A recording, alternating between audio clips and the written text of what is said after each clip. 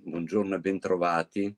È il secondo appuntamento della maratona di lettura, l'occasione per presentare la bibliografia ai bibliotecari. La scorsa settimana abbiamo realizzato un incontro rivolto più prettamente per gli insegnanti. Come ogni incontro, naturalmente, si parte dai saluti e quindi passerei la parola a Francesca Pascuttini della Regione del Veneto.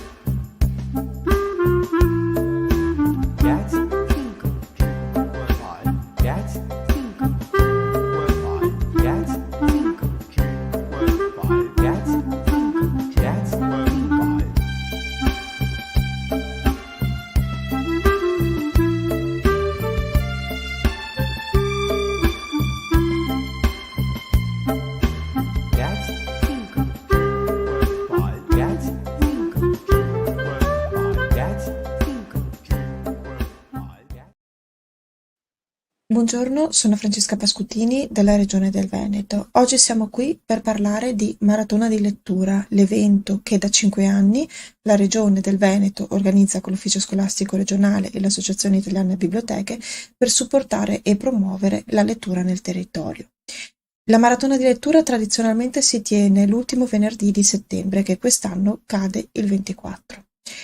Tutte le maratone hanno sempre avuto almeno un tema. Il tema ricorrente di tutte le maratone sono stati autori veneti e libri che parlano del Veneto, al quali poi si sono aggiunti temi diversi.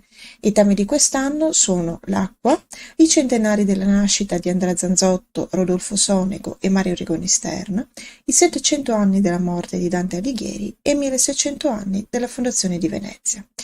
Oggi sono qui però perché vorrei riportarvi dei dati, secondo me pochi ma significativi, rispetto a tutte le edizioni della Maratona di Lettura.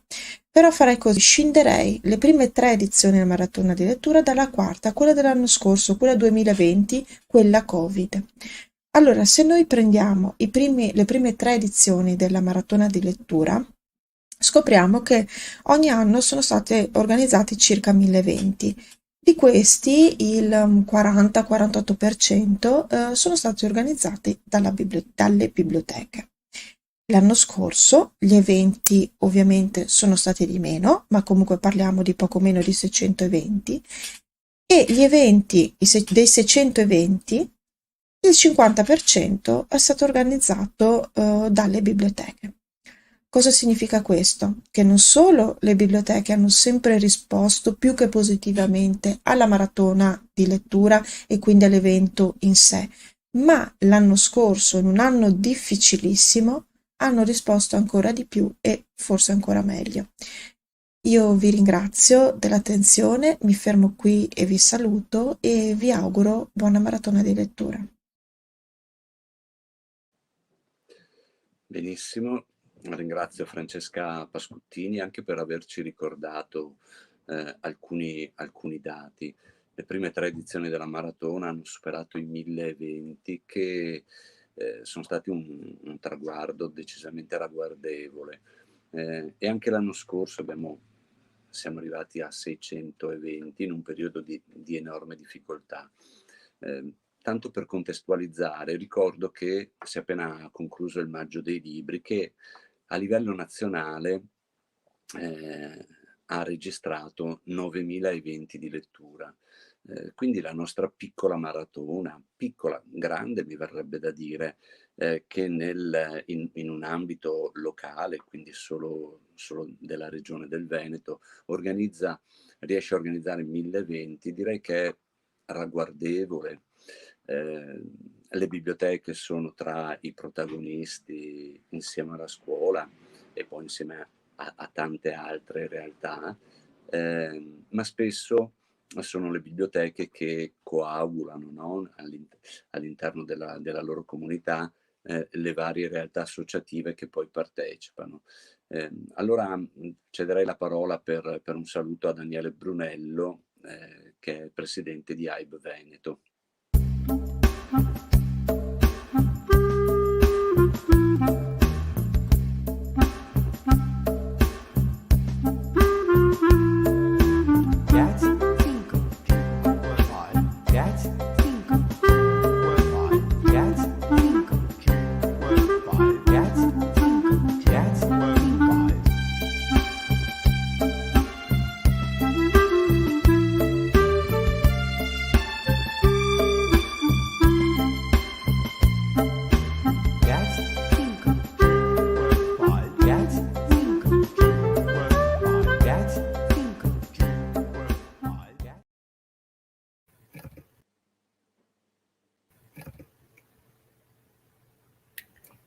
Buongiorno a tutti, porto i saluti del Comitato Regionale per il Veneto dell'Associazione Italiana Biblioteche.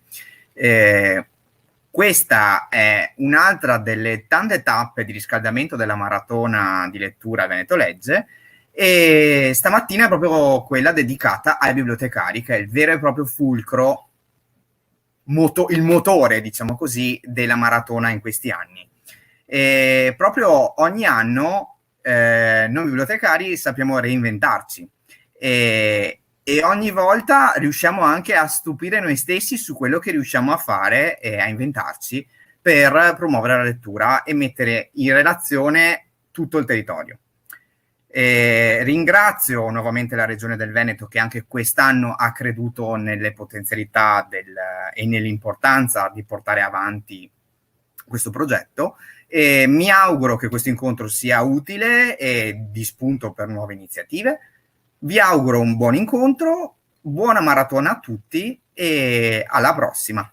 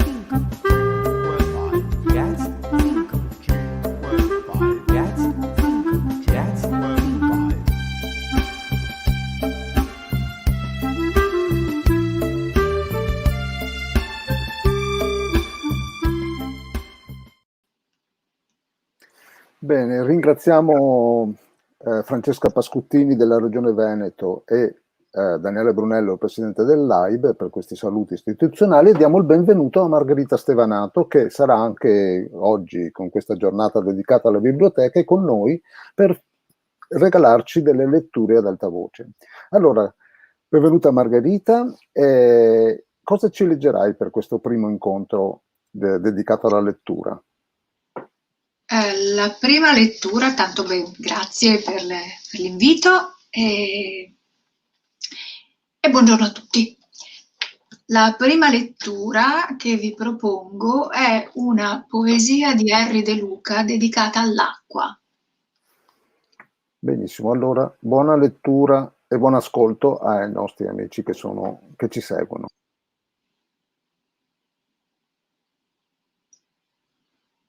Sta nella nuvola e nel pozzo, nella neve e nella noce di cocco, negli occhi e nel fiume, nell'arcobaleno e nel lago, nel ghiaccio e nel vapore della pentola sul fuoco, nella bocca.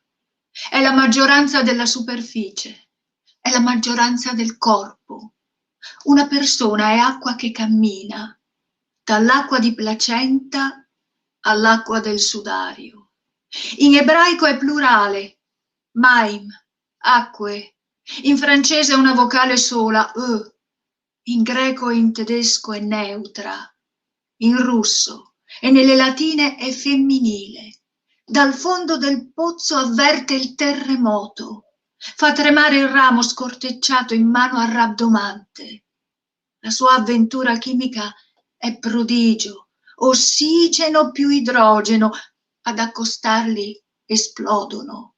Spegne fuoco. Anche quello dei vulcani. Fa il pane, fa la pasta. È nel bianco e nel rosso dell'uovo. È nella sua buccia. È nella carta e nel vino. Nelle ciliegie e nelle comete. Chi la spreca verrà assetato. Ho visto città al buio andare coi secchi al fiume. Chi sporca l'acqua verrà sporcato. Secondo Geremia la voce di Dio è chiasso di acque nei cieli. Giusta sarà la sorpresa di chi ascolterà la prima domanda appena morto. Quanta acqua hai versato? Ognuno di noi sarà pesato a gocce. Henry De Luca.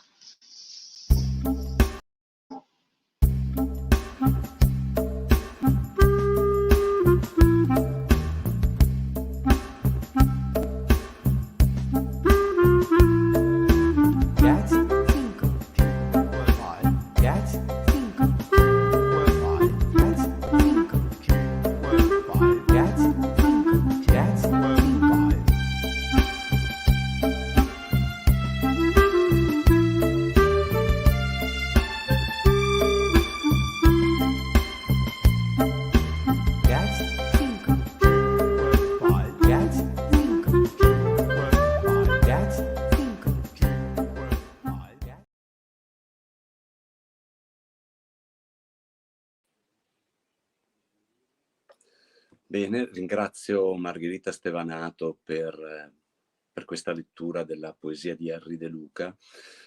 Ci piaceva che all'interno di questa mattinata ci fossero anche delle letture, perché spesso si parla appunto di leggere, di promozione della lettura, ma poi la lettura arriva sempre dopo, e quindi ci piaceva metterla in primo piano. Come ci piaceva mettere in primo piano il lavoro delle biblioteche in questi anni, un lavoro che ha una piccola visibilità o grande il giorno della maratona senz'altro, ma che noi sappiamo essere la punta dell'iceberg di un lavoro quotidiano che le biblioteche svolgono per raggiungere sempre nuovi pubblici, per conquistare i non lettori. E quindi abbiamo cercato all'interno del panorama regionale alcune realtà, alcune biblioteche che nel corso degli anni poi abbiamo anche visitato. Ricordate forse che i primi anni della maratona, per veicolare, diciamo, la manifestazione, avevamo inventato questa figura dei librofori che andavano a informare in qualche modo, stando in questa metafora della maratona, quindi una metafora sportiva, come i tedofori delle Olimpiadi. I librofori andavano a esplorare così il territorio, portare la fiaccola della lettura, un po' enfaticamente anche. E allora partiamo, sono 4 testimonianze da 4 biblioteche di 4 province differenti.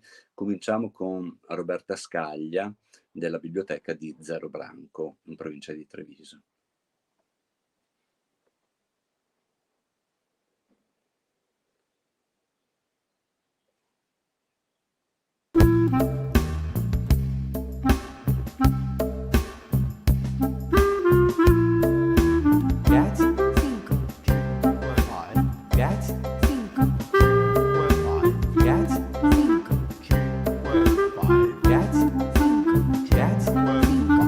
Bene, siamo con Roberta Scaglia, bibliotecaria dal 2003 della biblioteca di Zero Branco, in provincia di Treviso. Una biblioteca molto particolare perché si trova in un posto molto caratterizzato da una grande immersione nella natura, perché c'è tutta una grande campagna intorno e la biblioteca è all'interno di un parco, di una villa storica. E quindi chiediamo a Roberta Scaglia com'è lavorare, accogliere il vostro pubblico, stare in un posto così molto caratterizzato. Beh, allora innanzitutto la biblioteca di Zero Branco trova sede nel complesso di Villa Guidini, dove c'è la villa settecentesca, dove abbiamo la biblioteca comunale e il teatro e un bellissimo parco storico. E è una realtà molto complessa dove il lavoro di bibliotecario non è un lavoro di puro bibliotecario, ma diventa un lavoro di bibliotecario, di organizzatore di eventi, di naturalista, di improvvisazione spesso, perché le attività che si svolgono in questo complesso sono molto varie ed articolate. Immagino anche che questo stare dentro a questo parco doni alla biblioteca magari una luce particolare e anche a seconda delle stagioni delle atmosfere diverse, no?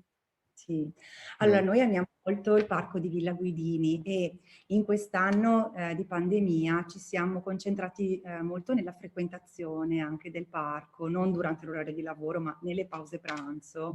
E abbiamo iniziato anche una rubrica sulle nostre pagine social che si chiama Il diario del parco di Villa Guidini. Quindi abbiamo cercato settimanalmente di fotografare dei particolari. Noi abbiamo, per dire, una bellissima quercia distesa che anni fa è caduta, adesso continua a crescere in questa posizione particolare. E quindi le fioriture, ma anche gli animali, perché come molti sanno il pavone è il simbolo distintivo del parco di Villa Guidini. E quindi noi possiamo coglierlo in varie situazioni ed è sempre uno spettacolo, insomma, vederli. Allora, senti, avete anche questa sala teatrale in fianco, no? Quindi degli spazi anche articolati, oltre alle sale della biblioteca, il parco e la sala teatrale. E quindi diventa un centro anche di attrazione, intanto, di possibilità di diversificare le proposte. E c'è, secondo te, anche questo pubblico che viene una simbiosi, cioè tra chi partecipa agli eventi teatrali, viene in biblioteca, le scuole immagino che abbiano occasione di frequentarla. Com'è l'ambiente della comunità?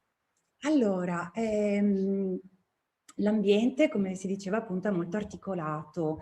Il nostro pubblico trova base proprio negli utenti della biblioteca, nel senso che la biblioteca, pur essendo lontana dal centro, da molti anni lavora per attirare le persone, no? In questo contesto, e la base di partenza sono sempre le scuole, nel senso che da molti anni tutte le classi, almeno una volta all'anno, vengono in biblioteca, dove vengono fatte letture animate e anche laboratori pomeridiani, e quindi questo poi crea un circolo virtuoso per cui le famiglie iniziano a frequentare la biblioteca e possiamo, diciamo, contare su una base di utenza che poi possiamo, tra virgolette, catturare anche per i nostri eventi che si tengono nel teatro o all'aperto.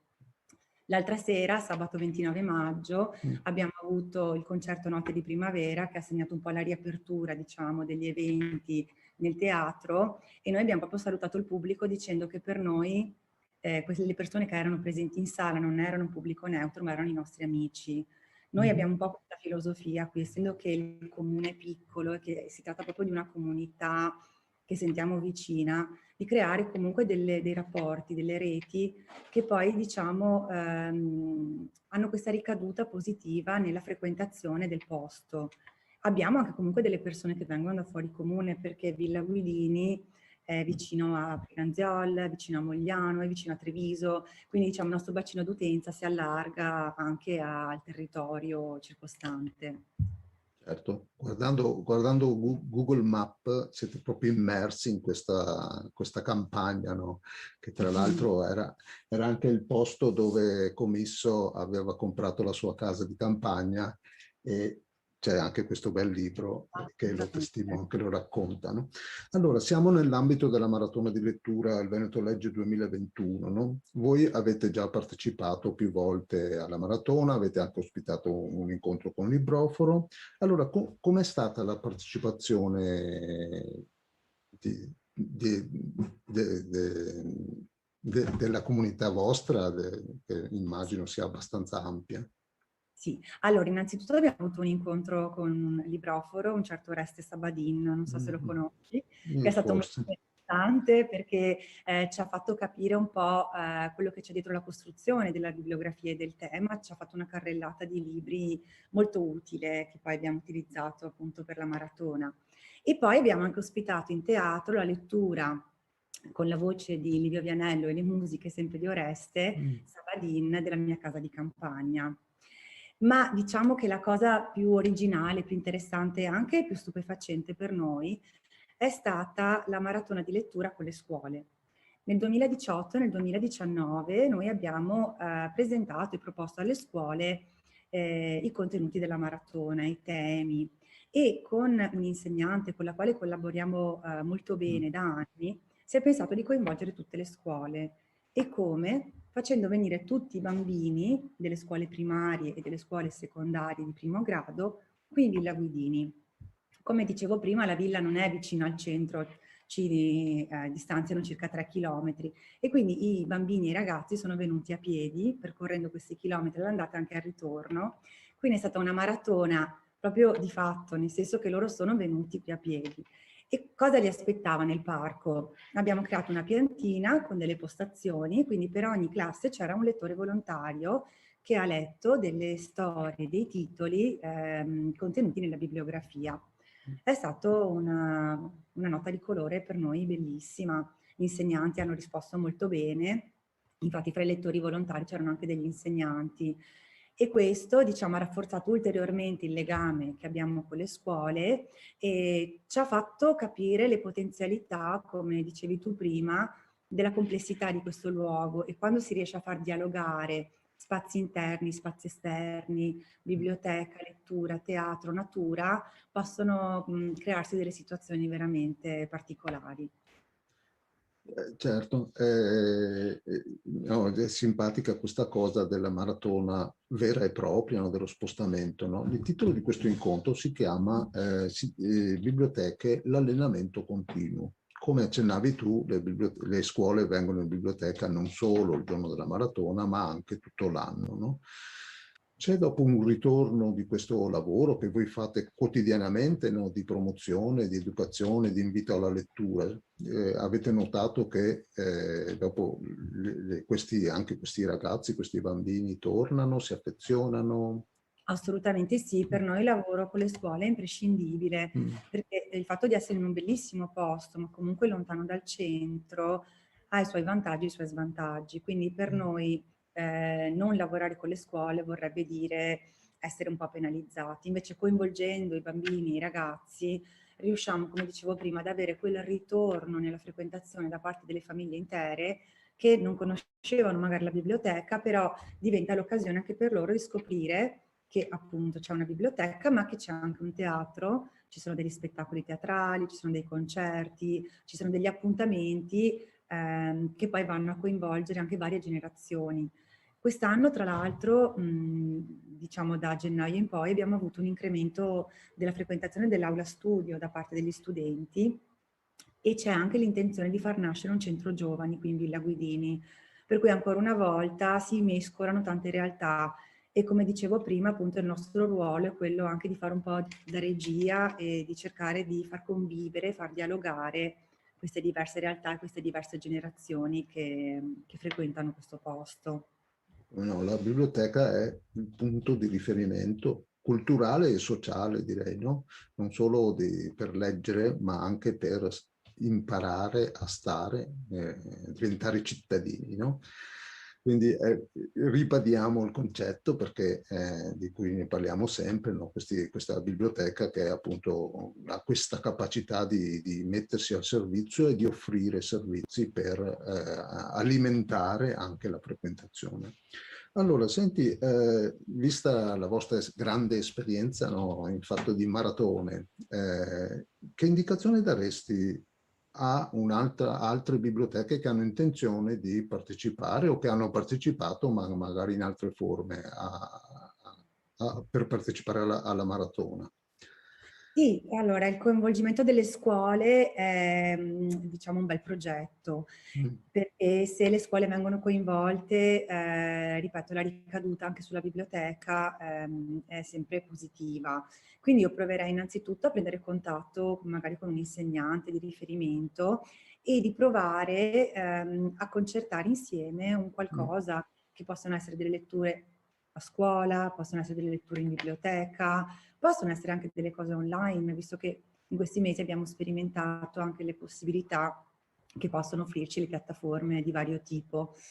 Se invece il rapporto con la scuola deve essere ancora costruito o comunque magari non è così rodato, allora io direi che è meglio concentrarsi su un evento che può essere quello di una lettura ad alta voce, su appunto abbiamo veramente degli autori interessantissimi, abbiamo Zanzotto, abbiamo Rigoni Stern come autori collegati alla maratona e magari cercando anche un luogo piacevole che può essere il giardino della biblioteca, una sala particolare oppure se potrebbe essere anche uno spazio altro dalla biblioteca ma che per la comunità ha un significato, può essere la casa di riposo, il centro anziani, quindi la prima cosa è studiare il proprio territorio, capire quali sono le possibilità e poi iniziare, insomma, anche il semplice fatto di creare delle bibliografie. Noi abbiamo già la bibliografia realizzata da voi, però il fatto di creare un proprio pieghevole, prendendo spunto dalla bibliografia, arricchendolo, modificandolo, anche questa può essere sicuramente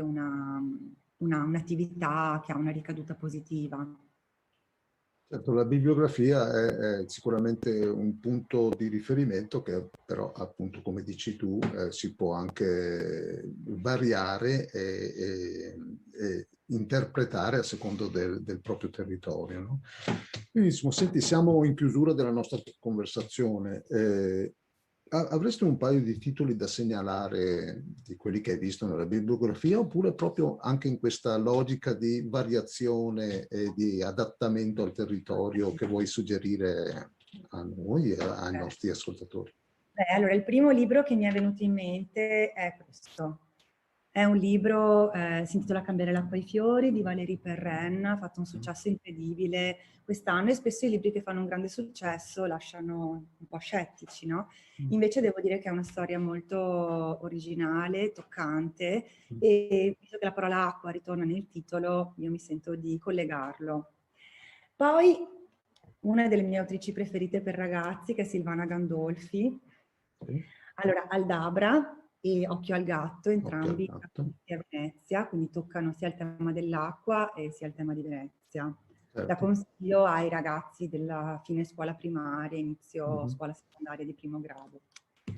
E poi per i bambini non poteva mancare Stepan Zavrel con Vodnik e Un sogno a Venezia. Un sogno a Venezia. Questi sono i libri tra tutti che mi sentivo un attimo di segnalare. Bene, allora noi ti ringraziamo per la tua partecipazione, per questi titoli e per averci anche così anche invogliato a visitare questo posto molto caratterizzato da tanti aspetti storici e naturali, no? Ringraziamo Roberta Scaglia della Biblioteca di Zero Branco e buona maratona a tutti e buona lettura. Grazie a voi, grazie a te Oreste, grazie a Livio e a tutto lo staff che lavora dietro le quinte per organizzare la maratona di lettura. Grazie. Grazie Roberta, a presto.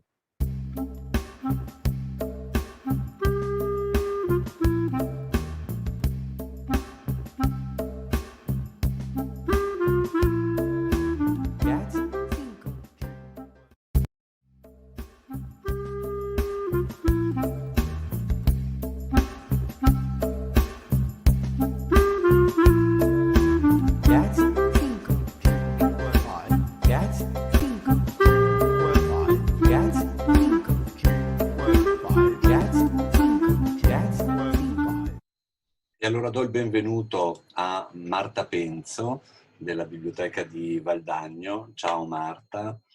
Ciao. Grazie per aver accettato il nostro invito. Partirei da questo, da un'originalità della Biblioteca di Valdagno, che oltre a essere una biblioteca che presta i libri, presta i semi. Voi avete da qualche anno, no? Se ci puoi raccontare, una biblioteca di semi. Sì, dal 2018 noi abbiamo una biblioteca di semi. Abbiamo utilizzato un vecchio schedario, quelli che servivano una volta per tenere le schedine catalografiche, e questo schedario è pieno di bustine di semi di ortaggi, di fiori, di aromatiche, di altre piante.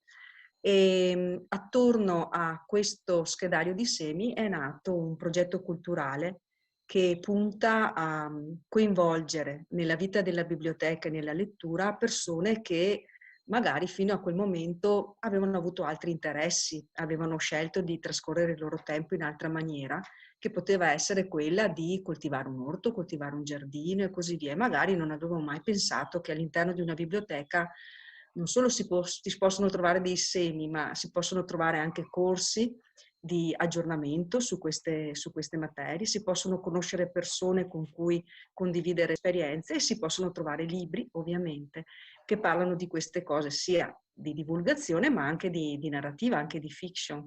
E quindi ecco, attorno ai semi è nato tutto un lavoro con il gruppo di lavoro della Biblioteca dei Semi, di corsi, di incontri, di uscite sul territorio e naturalmente di vetrine tematiche, di suggerimenti di lettura e quindi di coinvolgimento di persone diverse, dai bambini e quindi le scuole, agli adulti, agli anziani, attorno a uno scambio di esperienze fatto di libri e di persone che si incontrano sostanzialmente.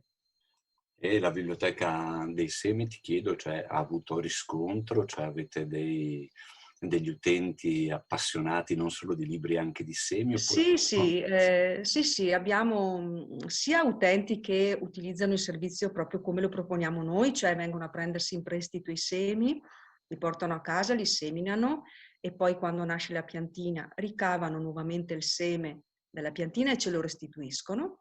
E sia anche tanti utenti che invece hanno i loro semi e che semplicemente ci regalano i semi. Quindi noi non abbiamo mai acquistato nessun seme e tutti quelli, adesso ne abbiamo un centinaio di diversi tipi, tutti quelli che abbiamo sono stati donati dalle persone, quindi sono tutti semi che derivano da coltivazioni che ognuno fa a casa, ma anche chi non ha un orto, un giardino, anche semplicemente un vaso nel balcone, insomma, non sono semi acquistati in negozio e non sono quindi di produzione industriale, sono semi quindi che rigerminano e creano nuove piantine. Allora, mi piace anche questa idea di una biblioteca dei semi, perché credo che anche le parole siano germinative in qualche modo. E quindi questa... Ecco, è arrivato un cane. No, anche le parole sono germinative, no? E quindi c'è affinità, non è una cosa che la biblioteca fa completamente, no? A vulsa. Semi e parole, no? Metterle insieme. Certo. Sì, in realtà il lavoro poi alla fine del bibliotecario è una continua semina, no? Tra l'altro. Certo. Di fatto è così, noi tentiamo di seminare costantemente attraverso tanti tipi di attività, quello che speriamo diventi un amore per la lettura alla fine. Certo. Volevo chiederti, visto che siamo all'interno di una manifestazione del Veneto Legge, voi avete aderito fin dalla prima edizione, no, alla maratona di lettura.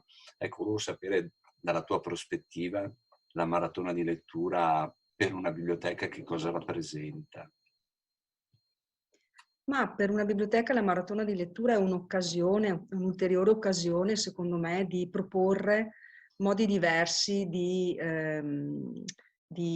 proporre la lettura e di far incontrare le persone attorno a un libro, a una storia o a più libri. La cosa bella è avere una data unica, un momento unico, al di là di tutto il periodo di riscaldamento, però poi c'è la data unica, uguale per tutti i veneti, in cui si sa che altre persone stanno bene o male in maniera diversa, ma conoscendo una lettura, ascoltando qualcuno che legge, eccetera. E questo è molto bello, no? È un po' è come un flash mob, è un ritrovarsi tutti insieme in uno stesso giorno a fare qualcosa di simile, quindi dà il senso anche di comunità, di condivisione. E questo è il bello della maratona.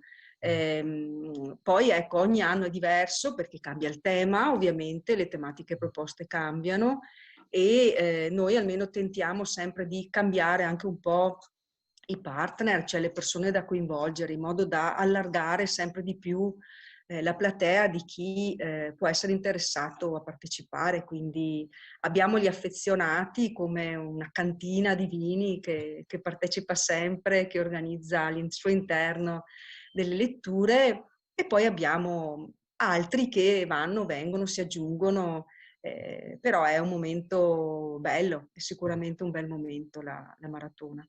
Beh, questa idea della maratona che mette insieme per un giorno, no, tutte le biblioteche, ma anche le scuole e anche luoghi altri rispetto ai luoghi canonici della lettura, è un'idea anche di fare rete, nel senso che noi apparteniamo a tante reti. Ad esempio tu fai parte della rete delle biblioteche vicentina, che è particolarmente attiva nel campo della promozione della lettura, non solo il giorno della maratona, ma tutto l'anno, no? In qualche modo. Certo.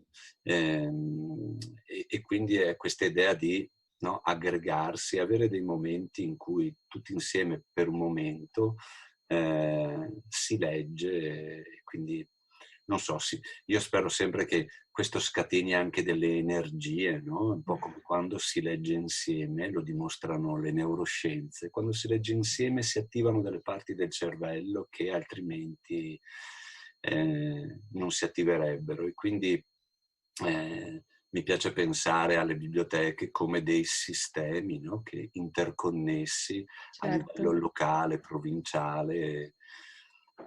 C'è qualche iniziativa che nel corso degli anni, non so, è stata particolarmente originale, che ci vuoi segnalare? Ma il primo anno soprattutto abbiamo avuto, forse perché era una novità, tanta energia e siamo riusciti a coinvolgere le persone dei diversi quartieri, delle diverse zone della città in cui abbiamo messo le casette dei libri. Quindi noi abbiamo 11 piccole casette di libri per lo scambio autonomo di libri e abbiamo una persona che abita lì vicino, che si è resa disponibile a sorvegliare un po' queste casette, a dirci quando sono vuote, oppure a dirci se per caso si sono rotte, eccetera.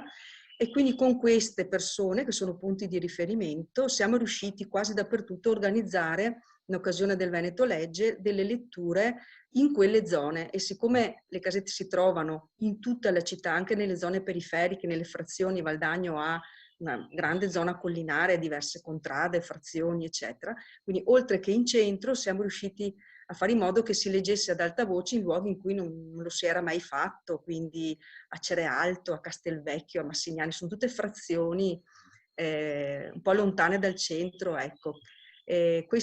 Quell'anno è stato bello e mi piacerebbe riuscire anche quest'anno a fare una cosa simile, insomma, cioè, e quindi praticamente a portare la lettura dove di solito non c'è. È una vera e propria lettura diffusa, no? Sì, Quindi sì. anche questa idea che per un giorno la lettura si diffonde in tutta la regione, ma poi a livello locale si diffonde ancora, no? Raggiungendo posti che usualmente magari è più difficile raggiungere. Certo.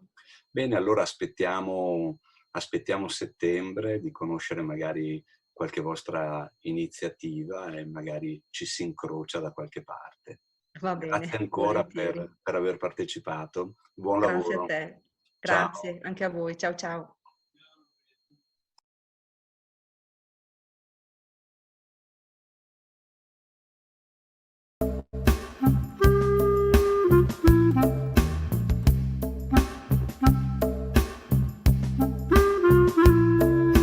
Get 5. Get 5. Get 5. Bene, siamo qui con Elisabetta Briani della Biblioteca di Valeggio sul Mincio in provincia di Verona. Ben arrivata Elisabetta, grazie di essere con noi. Allora, la Biblioteca di Valeggio sul Mincio, come tante altre biblioteche, è dentro un palazzetto storico. Tra l'altro voi siete proprio dentro al centro storico, e anche un centro storico abbastanza delimitato, no? Com'è lavorare in un ambiente così pieno di storia che immagino provochi una certa atmosfera? Sì, è bellissimo ovviamente, perché il palazzo è un palazzo storico del Settecento, dedicato appunto a Palazzo Guarienti, sono i Conti Guarienti di Verona, ed era appunto la residenza di campagna, perché il paese in realtà è il paese di Valeggio sul Mincio, che appunto ci troviamo a circa 25 km da Verona. È bellissimo perché è stato restaurato in gran parte, nella parte sinistra, dove appunto c'è la biblioteca, quindi viviamo questa doppia atmosfera dei libri e dell'arte e della storia che ci circonda. Allora, senti, la biblioteca e questo incontro ha proprio come titolo le biblioteche, l'allenamento continuo. Stiamo parlando della maratona di lettura e quindi per arrivare alla maratona ci vuole un allenamento. Come interpreti tu questo e come da bibliotecaria l'allenamento continuo? Certo, il giorno della maratona, che appunto a settembre è il punto d'arrivo, però come ogni buona maratona c'è stato un allenamento prima, e quindi ecco che noi come biblioteca, con i nostri gruppi di lettura, con i ragazzi delle scuole, la scuola primaria e la scuola secondaria, appunto un po' per gran parte dell'anno ci alleniamo, quindi ci sono vari momenti di incontro, di lettura, di formazione, che sono tutti finalizzati poi invece a questo grande evento che appunto avviene a settembre. Quindi non smettiamo mai di allenarci. Senti, allora sai che uno dei temi principali, anzi il tema principale della maratona del 2021 è l'acqua, no? Poi c'è anche Venezia 1600, c'è Dante 700 e ci sono 3 centenari importanti come Riconistern, Zanzotto e Sonego. Ma noi parliamo dell'acqua. Parliamo dell'acqua perché Valeggio sul Mincio, cioè Valeggio su questo fiume, che tra l'altro lì proprio nei pressi di Valeggio fa un'ansa molto, molto importante, no? Anche se si guarda dalla mappa disegna proprio quasi un cerchio, e anche Valeggio è disegnata quasi, sembra quasi un cerchio la mappa del centro storico, no? Allora parliamo dell'acqua. Qual è il vostro rapporto con questa acqua che scorre, questo fiume che ha la sua storia, e immagino che Valeggio sia stata anche costruita lì proprio non a caso. Certo, abbiamo un rapporto ormai dall'inizio di quando è nato il paese, nel senso che fino all'epoca preistorica anche i primi villaggi furono proprio creati vicino al fiume, e poi pian piano si è costruito un centro storico più verso, diciamo, oltre a quello che è attualmente la sede del castello, ma questo rapporto col fiume è rimasto perché ci sono dei mulini, ad esempio, quindi l'antica arte molitoria è rimasta, quindi i mulini sono ancora esistenti e possono ancora girare, e noi valeggiani abbiamo questo rapporto importante con il fiume Mincio. Diciamo sempre, se vogliamo fare una passeggiata andiamo lungo il Mincio, quindi abbiamo un rapporto molto stretto con questo fiume che amiamo. È una bella cosa, no? E senti, là proprio all'altezza dell'Ansa c'è questo borghetto storico che proprio quest'anno è protagonista di una festa dell'editoria di qualità. Ci dici 2 parole? Sarete coinvolti anche voi, immagino, come biblioteca? Sì, siamo in prima linea, abbiamo un desk informativo proprio all'interno della manifestazione, è una manifestazione molto importante perché è appunto la prima manifestazione in plein air, anche poi dopo questo secondo lockdown, su queste microeditoria, comunque editoria di qualità, ed è in questo bellissimo borgo, che è il borgo di Borghetto, che è uno dei borghi più belli d'Italia. Quindi il contenitore contiene un contenuto ancora più bello, che sono i libri. Quindi saranno 3 giorni, appunto oggi, venerdì, nel pomeriggio, poi domani, tutto sabato e anche domenica, ricco di appuntamenti sia con incontri con gli autori, incontri per i gruppi di lettura, per i bambini, faremo anche delle letture proprio cosiddette letture in riva, storie in riva, proprio sul riva del fiume Mincio, quindi ecco che il fiume torna. Certo, c'è un indirizzo web dove Sì, si può trovare trovare, c'è la informazioni? pagina Facebook, si chiama Borghetto del Libro, pagina Facebook, Instagram e poi appunto c'è anche il sito internet. Noi la biblioteca abbiamo condiviso tutti i post, ogni giorno abbiamo fatto post delle case editrici e c'è tutto il programma proprio dettagliato. Benissimo, senti, allora nell'ambito della maratona, che stiamo parlando della maratona di lettura al Veneto Legge 2010, poi so che avete partecipato a tutte le altre edizioni e parteciperete anche a questa. Come avete coinvolto la comunità dei lettori, la scuola, altre realtà della città? Allora, abbiamo sempre, da quando poi viene presentata la maratona, proprio fin dall'inizio, cerchiamo di coinvolgere subito le scuole, appunto, quindi parlando con gli insegnanti, fornendo la bibliografia e magari quindi per l'estate far leggere ai ragazzi qualche libro di questa bibliografia. Poi appunto abbiamo queste bellissime realtà che sono i gruppi di lettura, i lettori sovrani, e poi da un paio di anni abbiamo anche il book club The Busy Bees, che è questo gruppo in lingua inglese, che legge in lingua inglese e che è molto, tutti e due sono molto attivi e quindi magari scegliamo un libro che poi appunto magari leggeremo in una certa modalità per la maratona. Le maratone sono sempre un po' itineranti, anche scegliamo anche le varie location, non solamente a biblioteca, ma ci apriamo al paese, quindi ecco che leggiamo o al castello o al comune o alla scuola e quest'anno sicuramente leggeremo lungo il Mincio. È sempre questo fiume protagonista della vostra vita, no? Quindi il tema di quest'anno sembra proprio dedicato a posti come questi, no? Sì, infatti. Infatti abbiamo pensato di magari sceglieremo 3 uomini in barca, perché è uno della bibliografia e anche perché avevamo bisogno di qualcosa di divertente, un po' per anche ricominciare da un periodo un po' faticoso. Infatti è stato un periodo che non è ancora del tutto concluso. Questo per la vita di una biblioteca, cosa comporta un periodo così oscuro? Allora, noi siamo stati forse un po' il faro, nel senso che veramente abbiamo sempre lavorato e siamo stati sempre presenti sul territorio, cercando in ogni modo di far dare, diciamo, i libri alle persone, perché per tantissime persone la lettura è stata un po' l'ancora di salvezza nelle giornate più lunghe e quindi ci siamo sempre stati, se non fisicamente, con l'online, e quindi letture per i bambini oppure anche appunto incontri serali, consigli di libri e poi appena abbiamo potuto siamo stati in presenza con il take away e tutte le varie forme di prestito.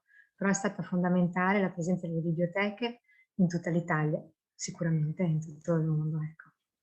Certo, è quello che si dice spesso, no? La biblioteca è un punto di riferimento culturale e sociale anche in questo caso, no?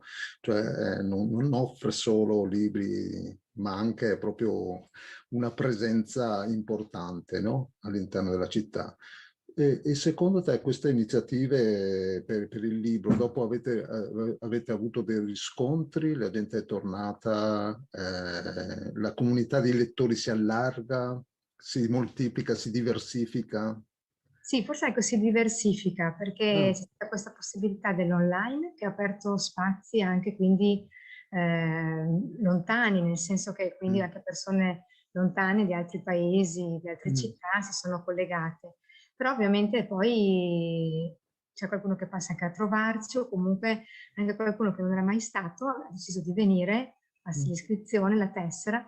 È comunque stato un momento di relazione, la relazione che è così mancata a livello fisico, però appunto in biblioteca, visto che si poteva sempre venire, anche se contingentati su prenotazione, siamo stati una presenza insomma, direi davvero importante. Abbiamo creato anche delle bellissime relazioni con le persone, che è quello che fa parte un po' anche della mission delle biblioteche. Certo, fondamentale, no? La relazione normalmente, ma anche in un servizio pubblico come il vostro è essenziale, no? Senti, noi stiamo per concludere la nostra conversazione piacevolissima, e tra l'altro, hai un paio di titoli che vuoi suggerire ai nostri ascoltatori? Sì, così proprio pensando al fiume, ricordavo appunto il libro di Edna O'Brien, Lungo il fiume, che mi aveva colpito proprio per questa capacità di Edna di raccontare un vissuto anche forte, come magari una violenza appunto, in questa protagonista, e c'è il fiume che accompagna comunque in tutte le sue riflessioni. Mentre adesso sto leggendo un giallo di Laura Lippman, che si chiama La donna del lago, e anche qui c'è, diciamo, un mystery, però appunto c'è sempre la presenza dell'acqua che nasconde e che quindi non fa vedere bene le cose, però è molto intrigante, è una cosa leggera, però ogni tanto ci vuole, anche tra le letture delle bibliotecarie. Ti ringrazio per questi due titoli che magari possono invogliare qualcuno a leggere, anche libri che magari non si legge di solito, no? Diversi, come dicevamo prima, la diversità è un valore, no? Senti, l'ultima cosa, il Mincio è navigabile? Allora, il Mincio è navigabile solo da Mantova in poi, mentre da Peschiera a Mantova no, se non pagaiando con il kayak o la canoa, perché cioè, anche un po' pericoloso e comunque non ha un fondo così che basta per le barche. Mentre da Mantova fino al Po è super navigabile e anche visitabile. Si può percorrerlo comunque in tutta la sua lunghezza grazie alla bellissima ciclabile che abbiamo da Peschiera, appunto, che va fino a Mantova, 40 km di strada in un paesaggio stupendo. Immagino. Allora, ringraziamo Elisabetta Briani della Biblioteca di Valeggio sul Mincio, in provincia di Verona, per essere stata con noi, per averci raccontato la storia della maratona, ma anche questo scorci di paesaggio che sarà un invito anche a vedere le cose in un altro modo. Grazie Elisabetta e alla prossima. E buone letture a tutti e buona maratona. Ciao.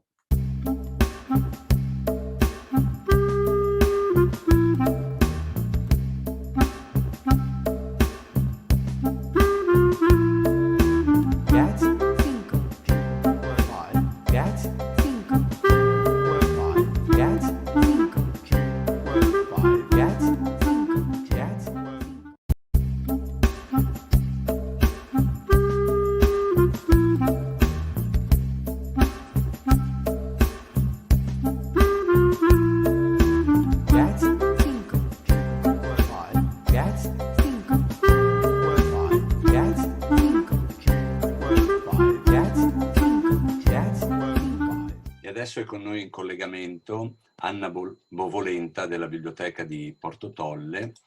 Ciao Anna. Ciao Livio, buongiorno a tutti. Ben trovata.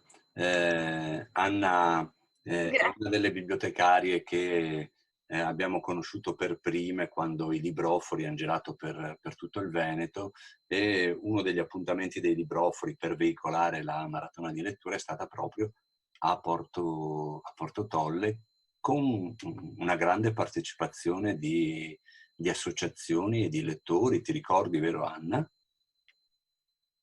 Sì, avevamo organizzato in un auditorium che era incredibilmente pieno per gli standard del nostro comune, essendo il tema era proprio l'ambiente e il paesaggio dell'anima, un tema simile che da noi è molto sentito, essendo un ambiente nell'estremo delta del Po, e quindi ci sono tante associazioni, tante realtà che lavorano a stretto contatto con la natura, e fortunatamente hanno partecipato tutti, erano molto interessati, coinvolti e molto entusiasti anche, ricordo. È stata una bella serata quella. A volte capita, no, che in maniera insperata, perché noi cerchiamo sempre di coinvolgere i nostri lettori, ma non è che sempre rispondano all'appello.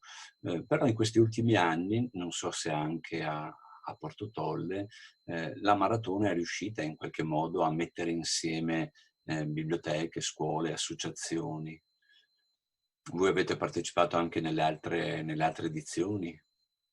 Allora, noi abbiamo preso la prima edizione in corsa perché abbiamo preso con la cooperativa di cui facevo parte fino a un mese fa, e siamo entrati in biblioteca ad agosto 2017, quindi abbiamo scoperto della maratona all'ultimo e ci siamo organizzati in 448 e abbiamo fatto un evento da niente in confronto a quelli dopo. E poi abbiamo sempre partecipato, sempre raccolto tantissimo entusiasmo da tutti quanti, dai bambini agli adulti. Siamo riusciti a organizzare grandi cose. Nel 2019 abbiamo fatto le letture navigando sul fiume Po, quindi insomma è stato bello, molto partecipato anche.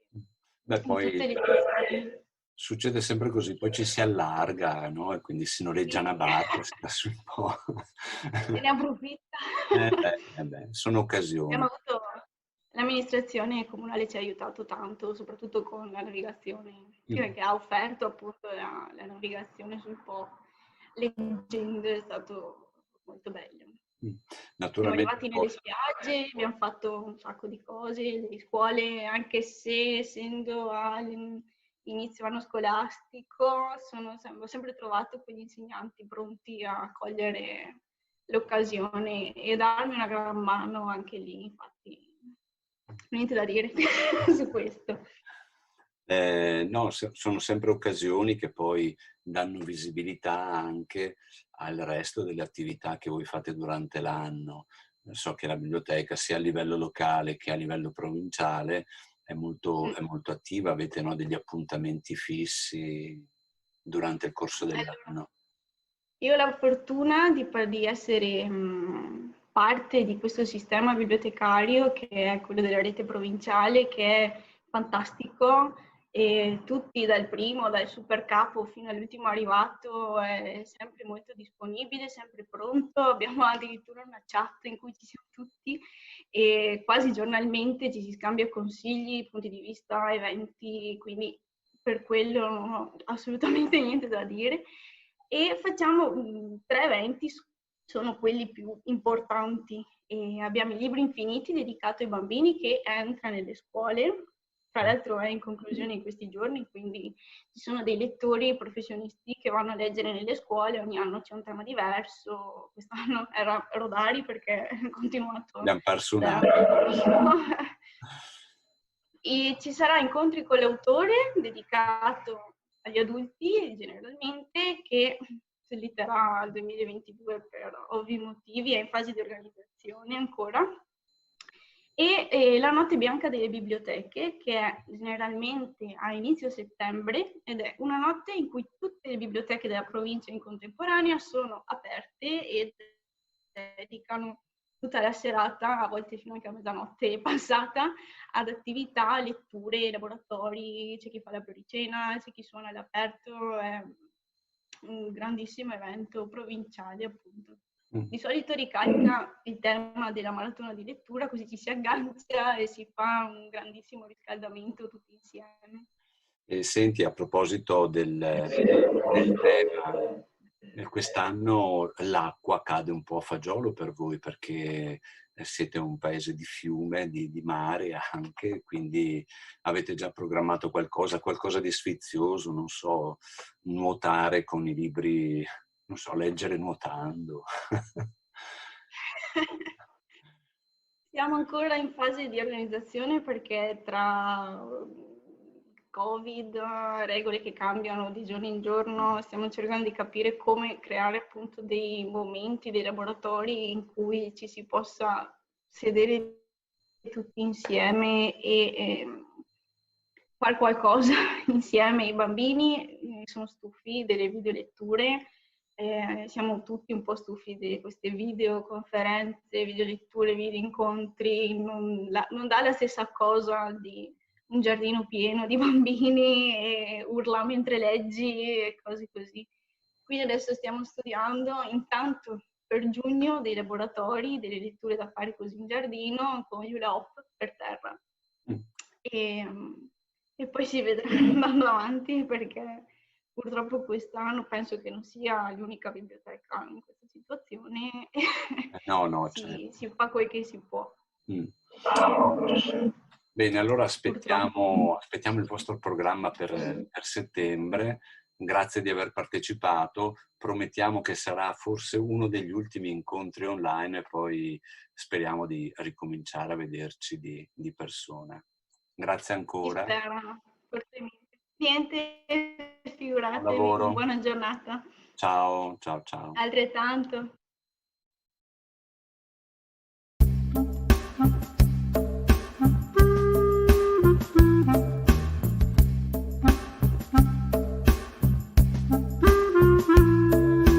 Get 5. Wi-Fi. Get 5. Wi-Fi. Get 5. Wi-Fi. Get 5. Get Wi-Fi.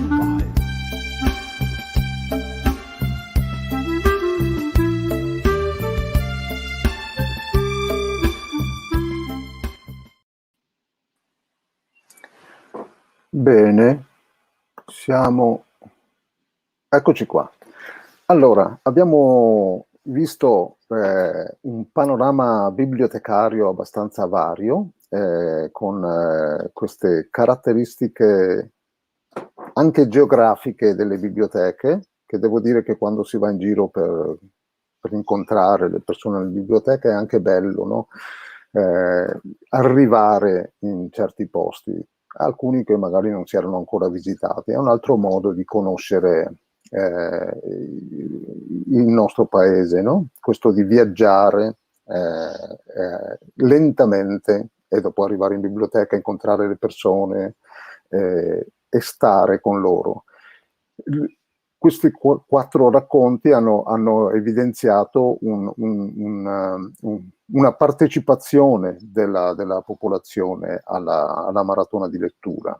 Maratona di letture, quindi torniamo anche alle letture ad alta voce e torniamo a Margherita Stevanato. Ben ritrovata Margherita. Allora, per questo secondo appuntamento cosa hai preparato? Dunque, per questo secondo appuntamento vi propongo dei ricordi di Mario Rigoni Stern legati ai libri. Ricordi di gioventù. E tra le altre cose volevo dirvi che questo è una parte delle letture che questa sera proporrò in biblioteca comunale di Treviso. In presenza. Sicuramente uno dei primi eventi fatti in presenza. Quindi, benissimo. Allora adesso siamo online. Stasera Margherita sarà in presenza finalmente. Esatto. Va bene, allora buona lettura a Margherita e buon ascolto a tutti noi. Ogni sera libera dal servizio di capoposto o di caporale di giornata, scendevo al paese che distava una mezz'ora dall'accampamento. Qualche volta entravo nella chiesa che era tutta in pietra viva. Dentro la chiesa un cieco suonava l'organo. Ma la maggior parte delle ore della mia libertà le passavo nella libreria del centro, che era bella e ben fornita, dove dopo essermi fatto coraggio la prima volta ero sempre ben accolto dal libraio. Il signor Mario mi lasciava girare liberamente tra gli scaffali, da dove ogni tanto coglievo un libro con tanto riguardo e timidamente mi azzardavo a sfogliare. Poesie, romanzi, racconti e storia mi affascinavano come mi affascinano certi paesaggi e boschi, o forse più. Mi immergevo in quelle pagine e non mi rendevo conto del tempo che passava. E quasi sempre era il signor Mario che diceva: «Ehi, caporale, è ora di chiudere».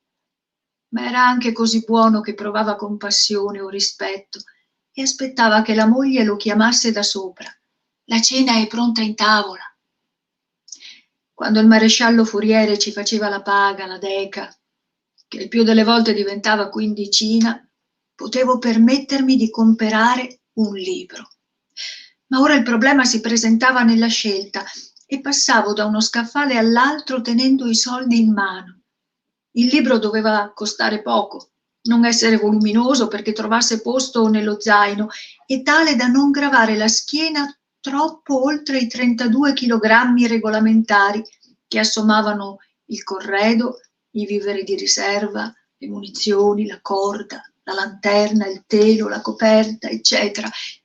Insomma, dopo tante incertezze e calcoli, mi trovai con La Divina Commedia, L'Orlando Furioso e Il Bel Paese di Stoppani, tutti nelle edizioni economiche Barion.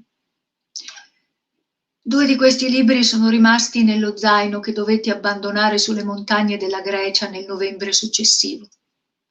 La commedia la tenevo nella borsa della maschera antigas che, buttati maschera e filtro, serviva da borsa personale.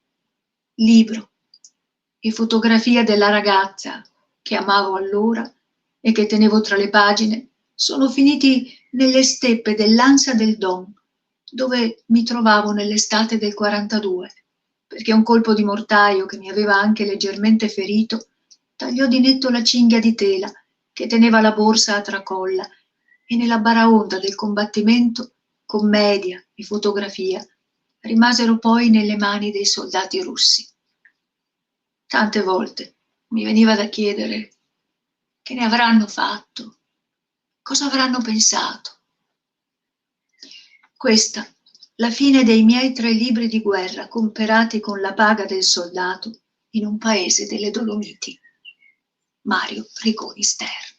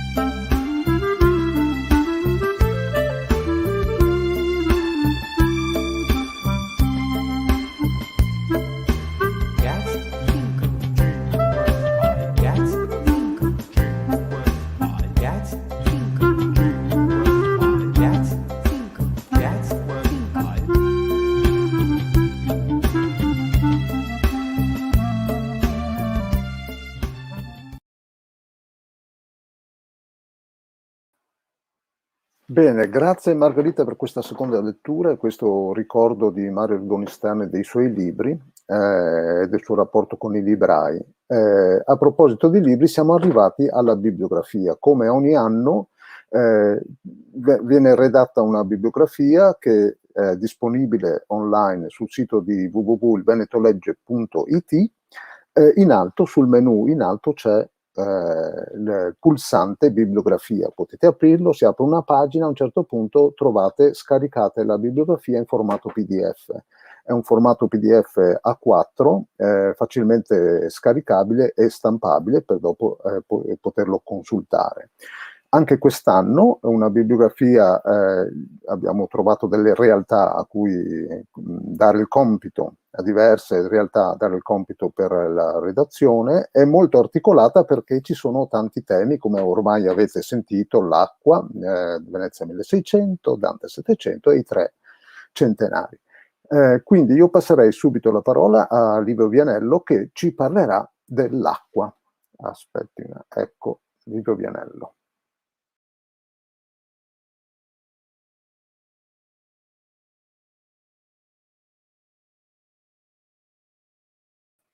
Livio Vianello, non ti sentiamo.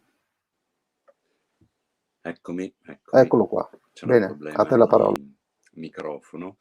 Arriviamo a parlare di libri, arriviamo alla bibliografia. Volevo anche ricordare che nell'organizzazione della maratona di lettura, oltre alle biblioteche, alle scuole e alla regione naturalmente che promuove che promuove la manifestazione, ci sono da un paio di anni anche i librai e gli editori. Quindi oltre a noi operatori anche noi lettori volontari, poi gruppi di lettura e a cascata, ma tra i promotori ci sono anche librai ed editori, e quindi tutta la filiera in qualche modo del libro partecipa alla maratona. I temi quest'anno sono parecchi. L'acqua ci sembrava un bel tema da affrontare. Siamo una regione bagnata dal mare, siamo percorsa da dei fiumi anche importanti, ma più in generale l'acqua è l'elemento vitale del nostro pianeta. Qualcuno, no, dice dovrebbe chiamarsi acqua perché la Terra ha una porzione più limitata rispetto alle acque. Allora è un tema grande che adesso, come dire, andremo ad esplorare un po' a volo d'uccello attraverso le bibliografie che sono state realizzate da dei bibliotecari. La bibliografia sull'acqua per i piccolini è stata redatta dalla Biblioteca di San Donà di Piave, dalla sezione ragazzi, e adesso ho alcuni libri, andiamo veramente a volo d'uccello, sarebbe bello potersi soffermare su tanti libri, su tanti autori. A me piace questo Che cos'è un fiume? È un libro a metà strada tra la divulgazione scientifica e il piccolo racconto. A volte, no, una domanda così semplice, che cos'è un fiume, apre veramente molte altre domande e modi di star dentro a un'acqua che ci scorre spesso in ogni paese. C'è un corso d'acqua che a volte non pensiamo quanto sia importante. Aggiungo di mio un capolavoro assoluto di Alessandro Sanna, Fiume Lento, che magari qualcuno potrà dire poco utile per una lettura ad alta voce, essendo un silent book, però è uno di quei libri preziosi che credo quasi ogni biblioteca abbia, ma che è importante far conoscere. Intanto un modo di raccontare solo per immagini, no? In un'epoca in cui l'immagine impera, Alessandro Sanna fa una narrazione decisamente alta di che cos'è un fiume, il Fiume Lento.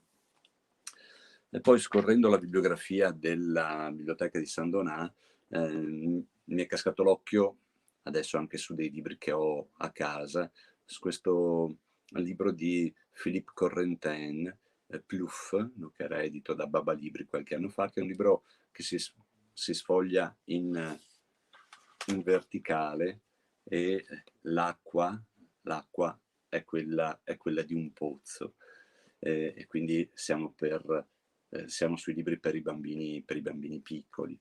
Nella bibliografia, adesso non avevo con me, ma sono segnalate 2 titoli, 10 paperelli in alto mare e una casa per il paguro Bernardo, di Eric Carle, che sapete tutti voi è mancato la settimana scorsa, quindi è una maniera per ricordare uno straordinario narratore, illustratore per la primissima infanzia, ma non solo, perché per dire Il piccolo Brucomè e Sazio, che ho qui in mano, è stato un libro di culto per generazioni di bambini e ha dato spunto a milioni di insegnanti, bibliotecari e lettori per veicolare questa storia piccola ma grandissima. Voi sapete che le bibliografie sono difficili da stilare. Quando si dice crea una bibliografia, comincia l'imbarazzo della scelta, non si sa che cosa inserire. I librai metterebbero solo novità assolute, invece i bibliotecari, che hanno memoria lunga, vanno anche oltre alle novità naturalmente, tipo che cos'è un fiume che è uscito l'anno scorso, vanno a recuperare anche dei piccoli pezzi di archeologia. Il pesciolino arcobaleno ha avuto una fortuna per anni, è stato letto nelle scuole di infanzia, era un libro imprescindibile. Poi i libri, come tutto, a volte ci sono delle mode, alcuni libri sono di moda in alcuni momenti, in altri vengono meno. Ringrazio la Biblioteca di San Donà per averci ricordato, no? Magari tiriamo fuori, anch'io l'ho tirato fuori dallo scaffale, era tanto che albergava, era salito dai piani alti, era sceso in uno scaffale basso. Un altro autore da segnalare è Leo Lionni, siamo sempre tra i classici. Nella bibliografia è segnalata la storia di Guizzino, che è una storia acquatica. Per venire più vicino a noi, Jack Tessaro. Il fatto è, anche questo è un libro relativamente recente, ed è un libro che è stato molto letto anche ad alta voce perché si presta, perché le illustrazioni di Jack Tessaro piacciono molto ai bambini, ma anche naturalmente a noi adulti. La bibliografia sull'acqua per l'età 6-12 anni è stata invece realizzata dal sistema bibliotecario provinciale di Rovigo. Accanto ai libri di narrativa, non dobbiamo dimenticarci i libri di poesia. La poesia a volte è poco frequentata, poco letta, però gli scaffali delle biblioteche sono sempre molto forniti, no? Nella sezione poesia, filastrocche per i bambini. I bibliotecari Rodigine hanno selezionato, credo sia il primo libro di Chiara Carminati, Il mare in una rima, che è stata una bella novità nel panorama editoriale italiano, che ci ha fatto conoscere poi un'autrice che continua a pubblicare con esiti decisamente notevoli.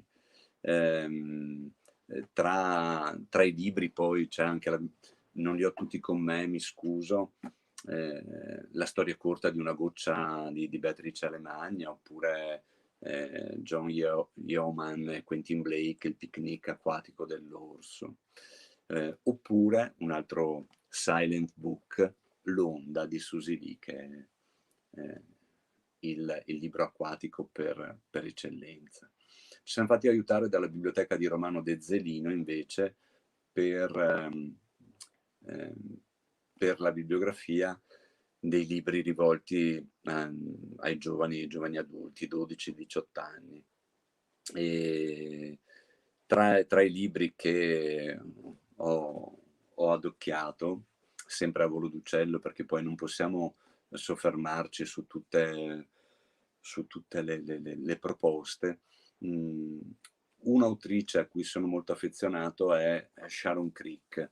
Non tanto, in bibliografia non c'è Due lune, ma La vagabonda, che è ormai un vecchio libro, ben da dire, perché i libri invecchiano in fretta, e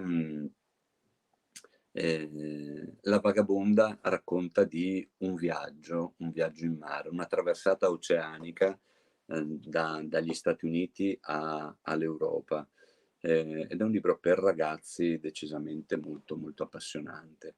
Poi c'è un'incursione tra i classici con I tre uomini in barca, che è un evergreen, ce lo raccontava anche prima Elisabetta Briani, oppure un salto nel 2019 Davide Morosinotto ha pubblicato Voi, che ha sullo sfondo un lago, una storia di fantascienza, comunque insomma, un po' misteriosa. Davide Morosinotto molto probabilmente non ha bisogno di presentazioni, nel senso che è uno degli autori che si è imposto negli ultimi anni come uno scrittore di avventura straordinario. Con un azzardo, secondo me, ma che ci sta, la biblioteca di Romano De Zelino mette tra i libri anche Il sussurro del mondo, che è un libro importante, un libro che ha vinto il premio Pulitzer, un libro che parla di piante, che parla di ambiente, ma parla anche di acqua in qualche modo, e di questa connessione tra il mondo che c'è tra il mondo vegetale. È un'impresa di lettura perché è un libro piuttosto voluminoso, ma prendendosi il tempo, pagina dopo pagina. Tra gli altri libri che non ho con me, mi aveva particolarmente colpito un libro di Jutta Richter, che è un'autrice tedesca, qui pubblicata da Salani, ma di solito è pubblicata da Beisler, Un'estate di quelle che non finiscono mai, oppure un paio di libri di Paola Zannomer. Ci scusiamo moltissimo con la biblioteca di Abano Terme, che ha redatto per noi, ci ha aiutato nella bibliografia per gli over 18. Per un disguido non è ancora pubblicata nella pagina della maratona, ma ci ripromettiamo di correre ai ripari velocemente, però vi segnalo alcuni libri che stanno in bibliografia.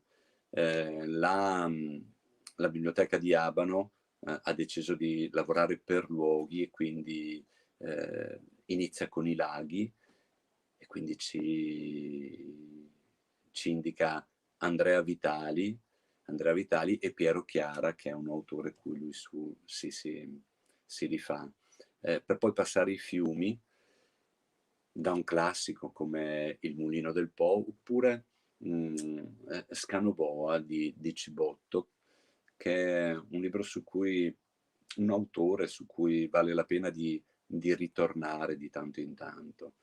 Al di là del fiume tra gli alberi di Hemingway, o per stare tra i contemporanei, Paolo Malaguti ha pubblicato da poco Se l'acqua ride.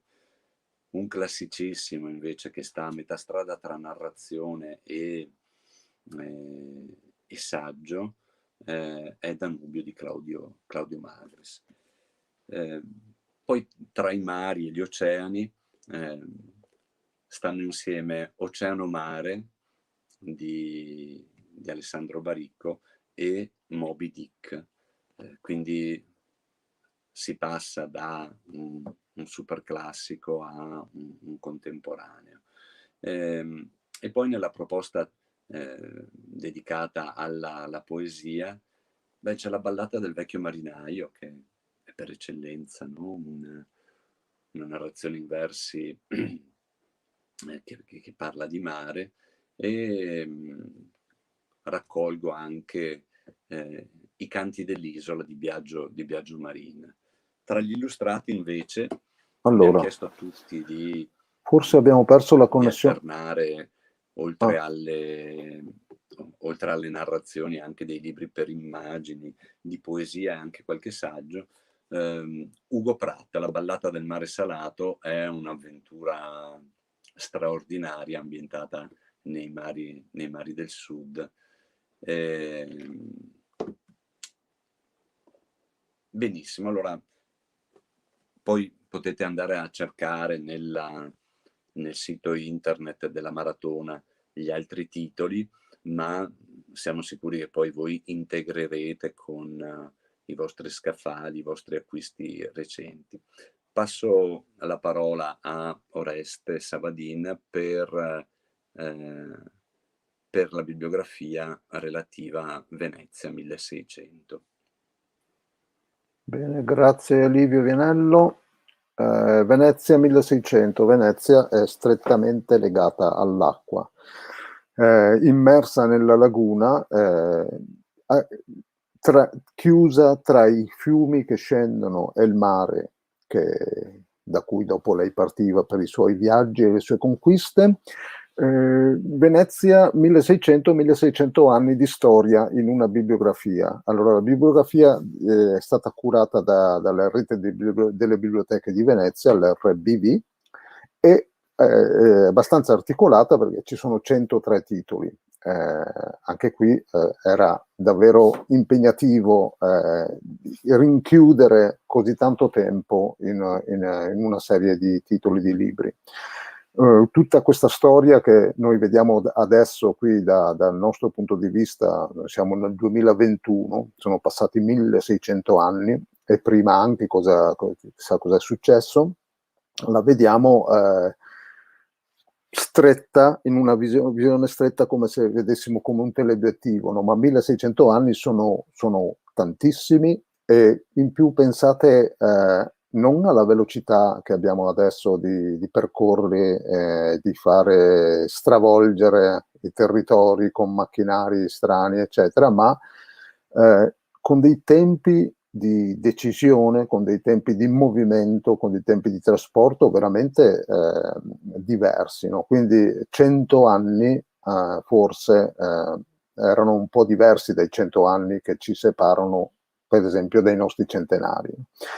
E quindi una Venezia che completamente immersa in questo territorio, che ha saputo gestirlo in maniera egregia, no? Perché? Perché una laguna è destinata a venire interrata, perché i fiumi che portano i detriti piano piano l'avrebbero interrata, ma i veneziani non volevano farsi interrare, perché volevano tenere questa possibilità di avere questa città in mezzo all'acqua imprendibile. Era nata proprio per sfuggire agli attacchi barbari, e quindi questo carattere così di riserva, di castello attorniato da un grandissimo percorso d'acqua, era una cosa imprescindibile. L'acqua era l'elemento in cui si fondava e si sviluppava Venezia, e quindi già dai secoli 1300 hanno cominciato a far deviare fiumi, a cambiare il corso di fiumi, che poi li hanno fatti andare su a nord e a sud per le loro foci, che per adesso a noi è normale sapere che i fiumi si sfociano lì, ma invece non era affatto così. Allora, in questa grande storia lunghissima, vediamo cosa ci hanno proposto questi bibliotecari. Anche qui ci sono le varie sezioni. Cominciamo da quella dei bambini, e cominciamo con un libro che ha citato prima anche Roberta Scaglia della biblioteca di Zero Branco, Occhio al gatto, di Silvana Gandolfi, un libro Salani del 2017, ristampato nel 2017. Perché Occhio al gatto? Perché c'è questo bambino che rimane a Venezia con la nonna, perché i suoi genitori vanno a lavorare a Hong Kong. Questo bambino aveva delle difficoltà a scuola, allora la nonna lo manda da un vecchio professore a fare ripetizione. Questo era un professore abbastanza particolare, che inventa una cioccolata in modo che il bambino possa vedere attraverso gli occhi del gatto. I gatti a Venezia erano degli animali, adesso sono un po' scomparsi, ma se andate all'ospedale civile, dentro quei meravigliosi chiostri, scusate, pieni di piante, eccetera, ci sono una serie di gatti anche dagli aspetti molto particolari, e Venezia una volta era molto popolata dai gatti, era un animale usuale a vederlo in giro. Vedere la Venezia dagli occhi di un gatto vuol dire vedere delle cose che noi ormai non vediamo più, un po' anche per abitudine, e un po' perché noi non siamo così, non viaggiamo così a livello basso come un gatto, e quindi è quasi un invito a continuare a osservare le cose da tanti punti di vista.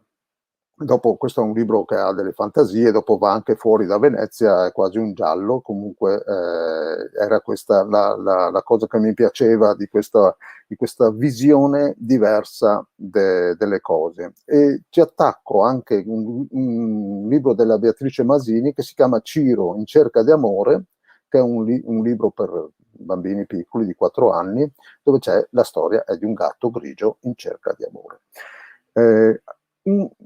Tanto per fare riferimento anche a quello che ci raccontavano le bibliotecarie prime delle caratteristiche di un luogo, c'è un libro che si chiama I rintocchi della Marangona di Alberta Basaglia, Bandini e Castoldi del 2018. Cos'è la Marangona?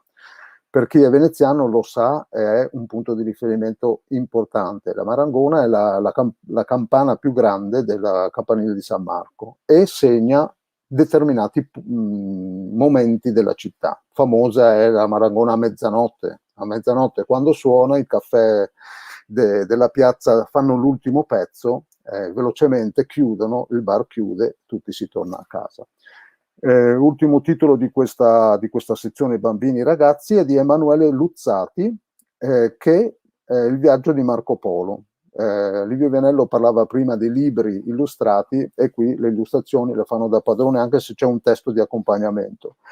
Emanuele Luzzati, che tra l'altro è nato a Genova, ma anche lui quest'anno segna il centenario della sua nascita.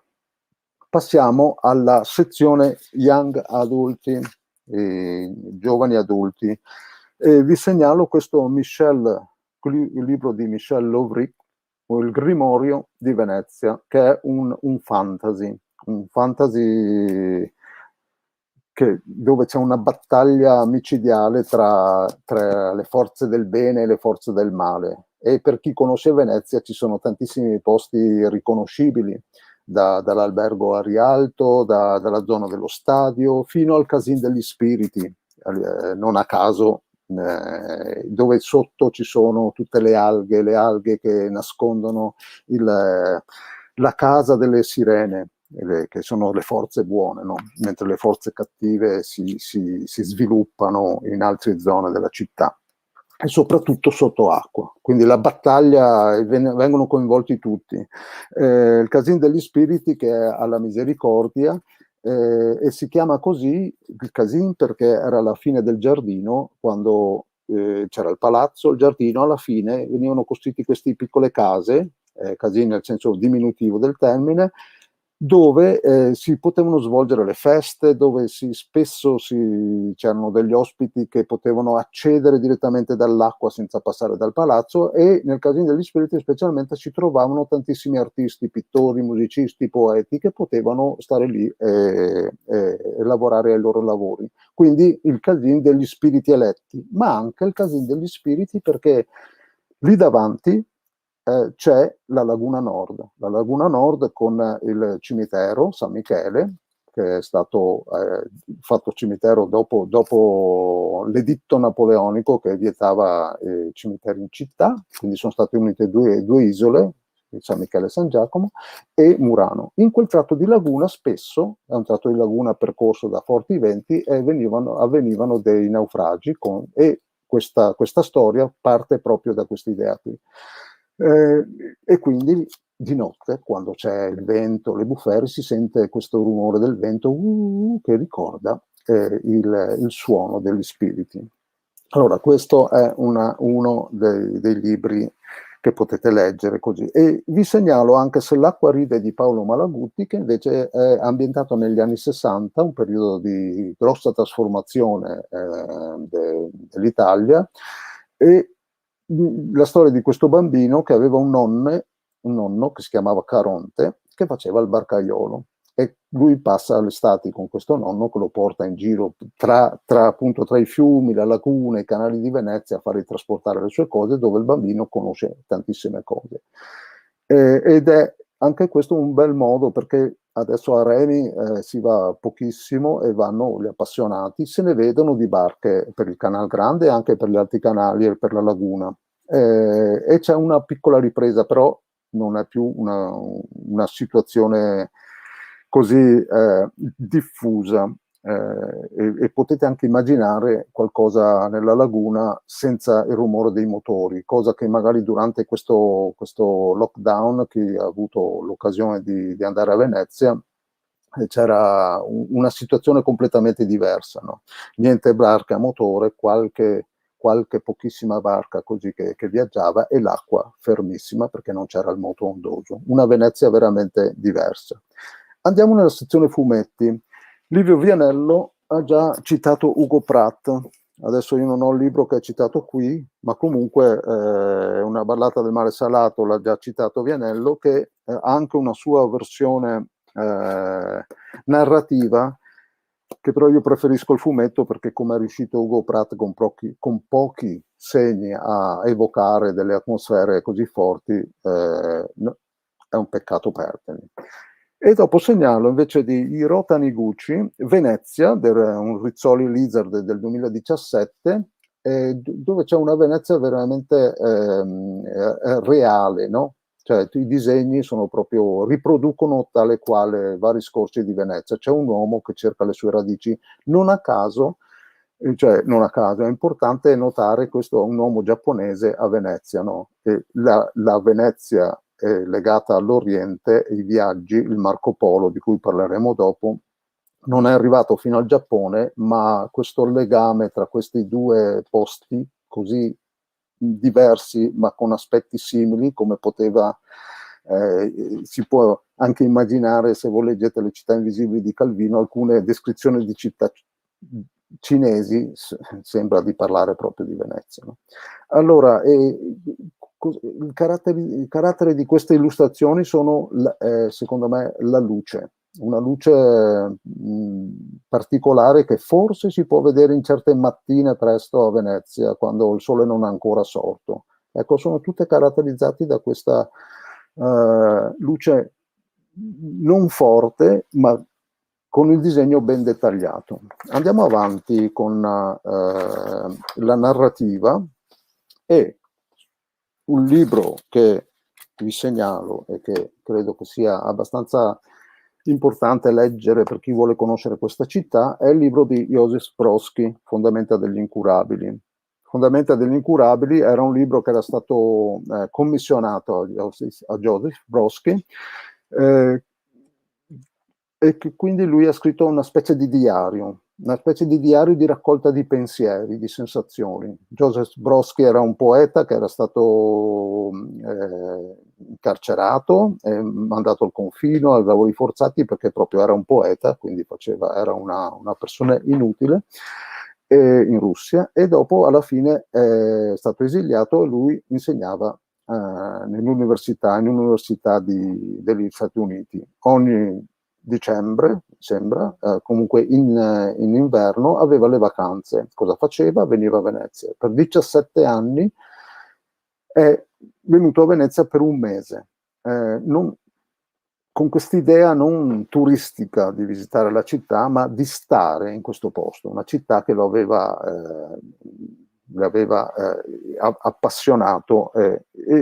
La prima pagina dove arriva alla stazione la prima volta, e lui dice: sono qui alla stazione, sugli scalini, è il luogo dove si aspettano gli ospiti, e aspetto l'unica persona che conosco a Venezia, che naturalmente era in ritardo. Quindi già si trova in una situazione di tempo sospeso. Sapete, quando si aspetta qualcuno che non arriva, non sei né in arrivo né in partenza, sei lì che aspetti, no? Sei in una terra di nessuno, dove non conosci nessuno, non sai se hai sbagliato posto.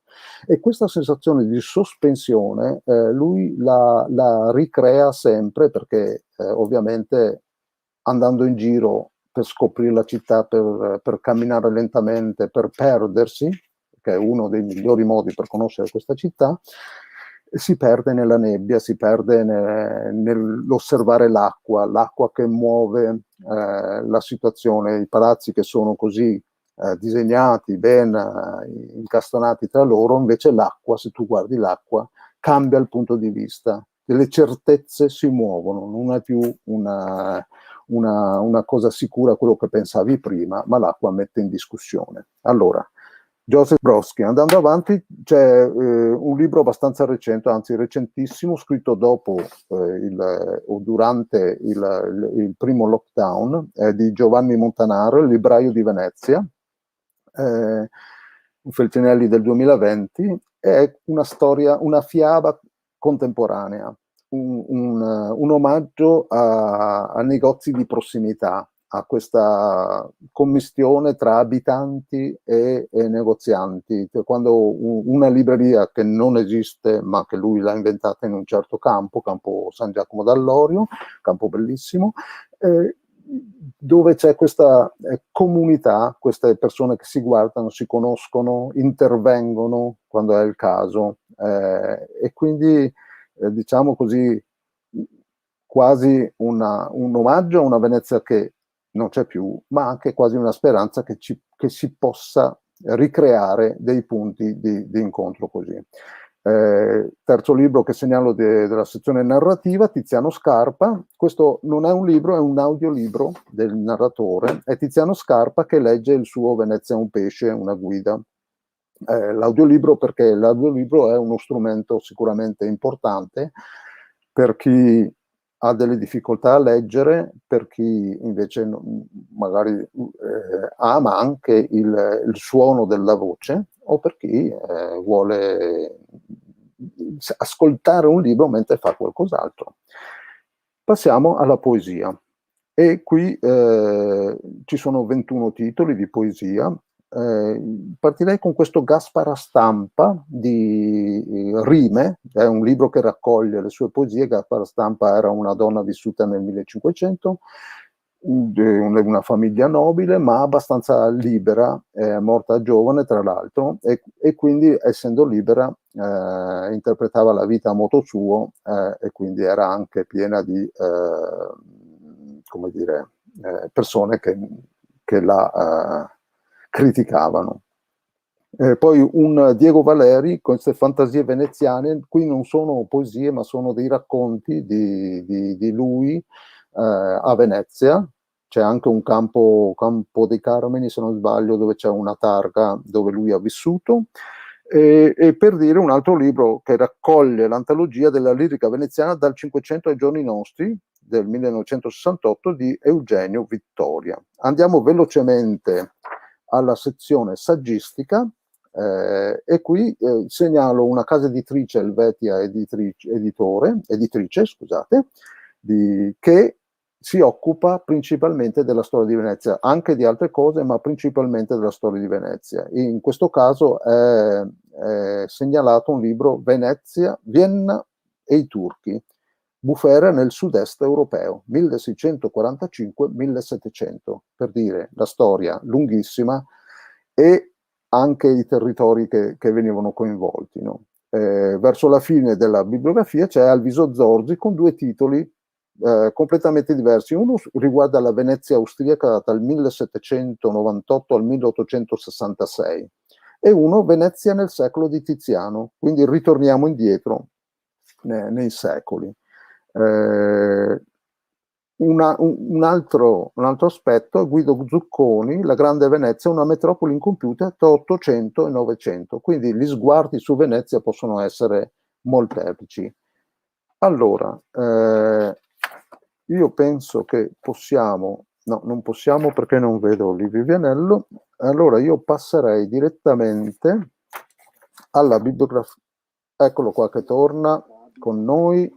Ecco Livio Vianello, stavo proprio per annunciare il tuo arrivo per la prossima sezione della bibliografia che sarà su Dante 700. Posso darti la parola, Livio Vianello? Dante 700.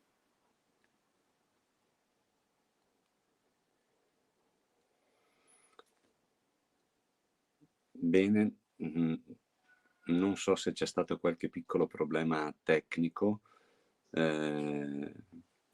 Arriviamo alla bibliografia relativa a Dante 700, che non avrebbe bisogno molto di essere commentata, nel senso che Dante è patrimonio mondiale dell'umanità, e quindi quest'anno che ricordiamo i 700 anni dalla sua morte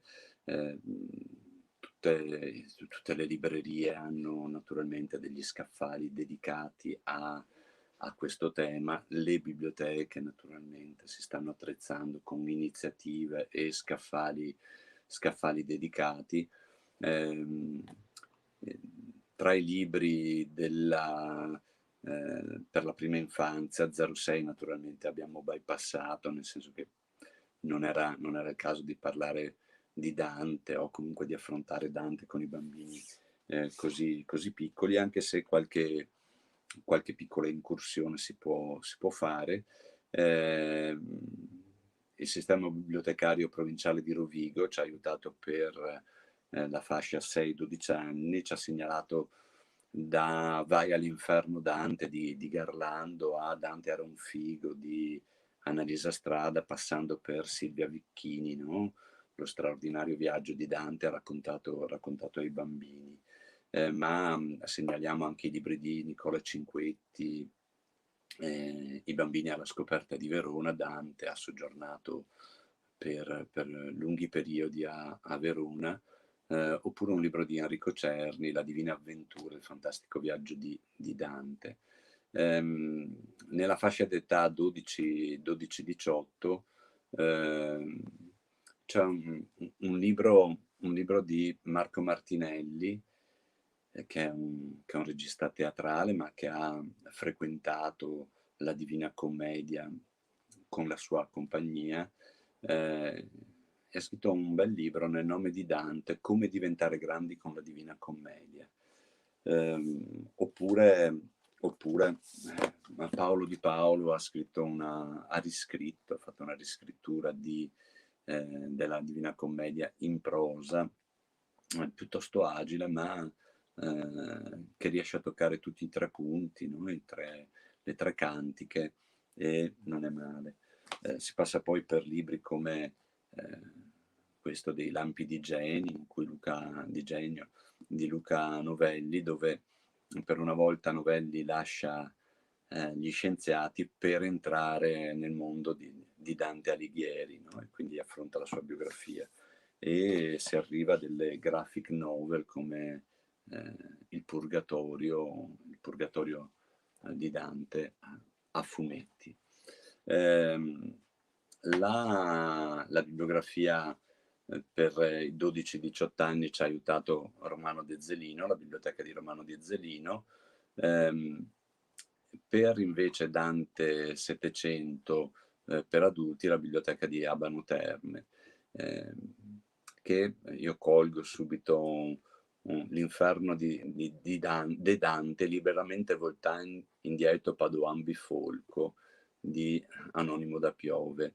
Voi sapete che poi i grandi poemi hanno delle versioni locali che è sempre bello andare a scoprire, nel senso che poi l'immediatezza delle lingue locali, dei dialetti, restituisce a volte una freschezza ai testi, non che Dante ne abbia bisogno naturalmente, però insomma aggiunge. Tra le incursioni, dai classici, da Gabriele D'Annunzio che scrive Francesca da Rimini, a Primo Levi, il capitolo 11 di Se questo è un uomo, e tra i saggi Il Veneto nella commedia di Dante di Franco Marchioro. Dante, oltre alla sua frequentazione veronese, ha attraversato il Veneto del suo tempo e quindi è stato presente anche in altre città, e quindi se uno avesse voglia di fare un piccolo approfondimento sulla geografia dantesca in Veneto lo può sempre fare. Passerei la parola a Oreste Sabadin per l'ultima parte della bibliografia, quella dedicata ai centenari di Mario Rigoni Stern, Andrea Zandotto e Rodolfo Sonego. Bene, grazie Livio Vianello. Allora vado velocemente perché vedo che il tempo è andato avanti, molto avanti. Allora Andrea, 3 centenari, Rigoni Stern, Zanzotto e Sonego, 3 uomini che hanno vissuto ovviamente questo periodo storico molto significativo. E vediamo subito Mario Rigoni Stern, la bibliografia redatta da Sergio Frigo, che è giornalista e presidente del premio Mario Rigoni Stern, che ha redatto una bella bibliografia dove si comincia ovviamente con i romanzi e con Il Sergente della Neve, il più importante libro scritto da Mario Rigoni Stern. Lui stesso diceva che era il più importante, invece il più bello, secondo Mario Rigoni Stern, era Storia di Tunla, questo libro qui, che qui è in un'edizione in Audi insieme con L'anno della vittoria, che è un altro racconto.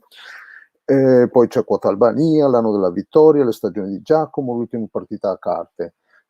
Questo Mario Rigoni Stern, che era partito così per la guerra convinto, no, che fosse una cosa giusta da fare, e nel percorso invece si è accorto e ha fatto questa trasformazione dopo aver salvato tutti i suoi uomini nella ritirata di Russia.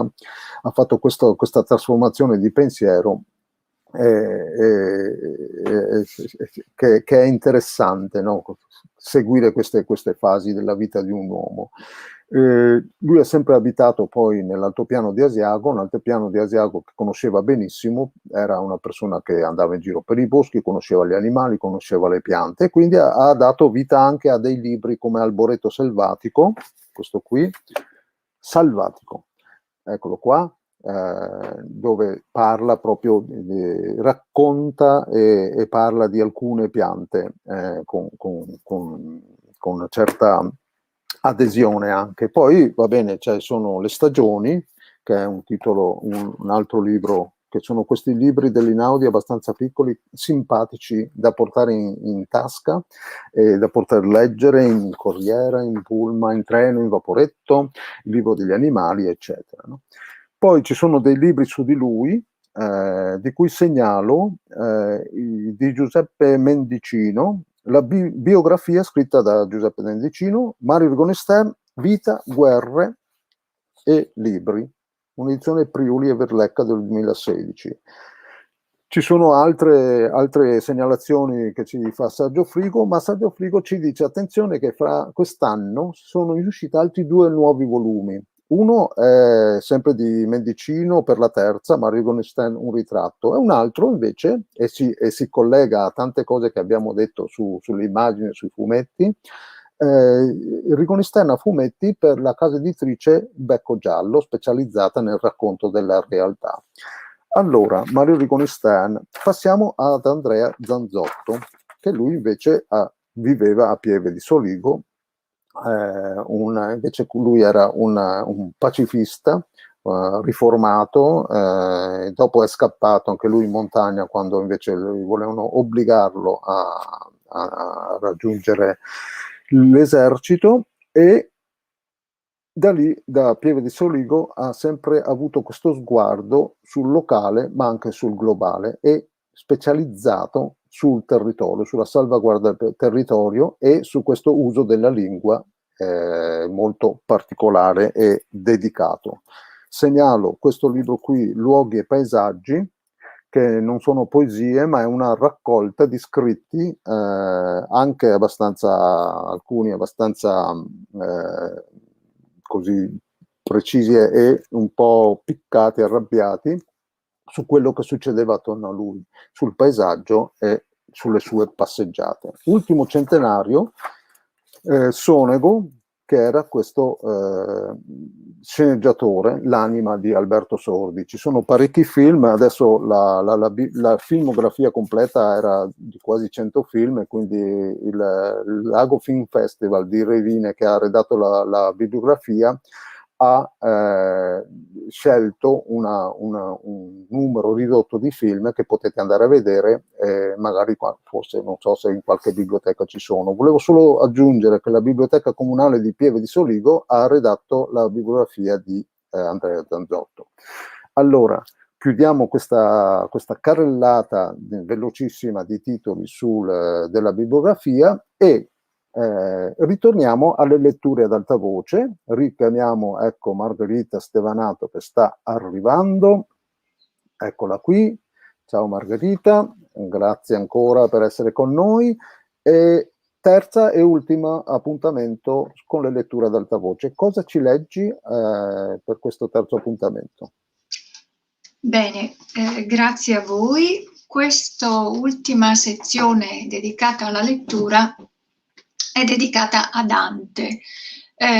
Però prima di leggervi il brano che ho deciso di proporvi, e che vi dirò dopo, vorrei fare un piccolo ringraziamento a una mia professoressa delle scuole medie, che ci fece imparare il primo canto e poi anche degli altri della Divina Commedia a memoria, perché sosteneva che dovevamo capirla. Ora,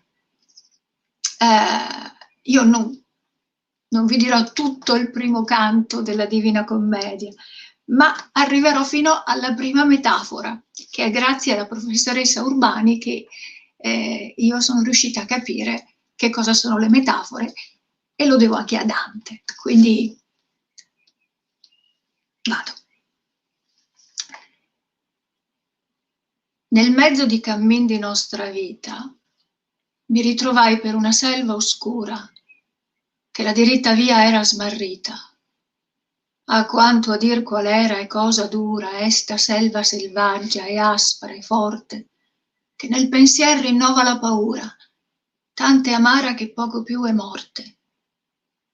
Ma per trattar del ben ch'io vi trovai, dirò d'altre cose che vo scorte. Io non so ben ridir com'io v'entrai, tant'era pien di sonno a quel punto che la verace via abbandonai. Ma quando fui ai piedi un colle giunto, laddove terminava quella valle che m'avea di paura il cor compunto, guardai in alto e vidi le sue spalle vestite già de raggi del pianeta, che mena dritto altrui per ogni calle. Allor fu la paura un poco quieta, che nell'animo del cuor m'era durata, la notte che passai con tanta pietà.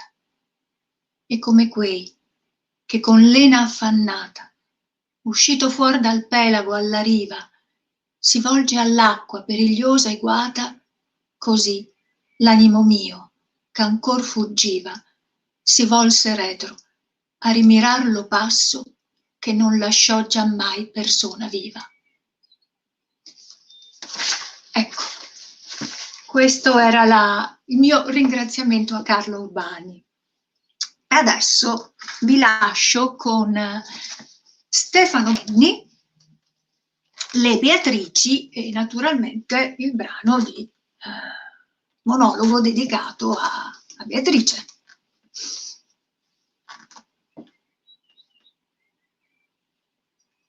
Curiosa la vita in Medioevo, che poi Medioevo lo dite voi, io dico 1284, poi voi la chiamate come vi pare, lei come gli sa già il nome dopo.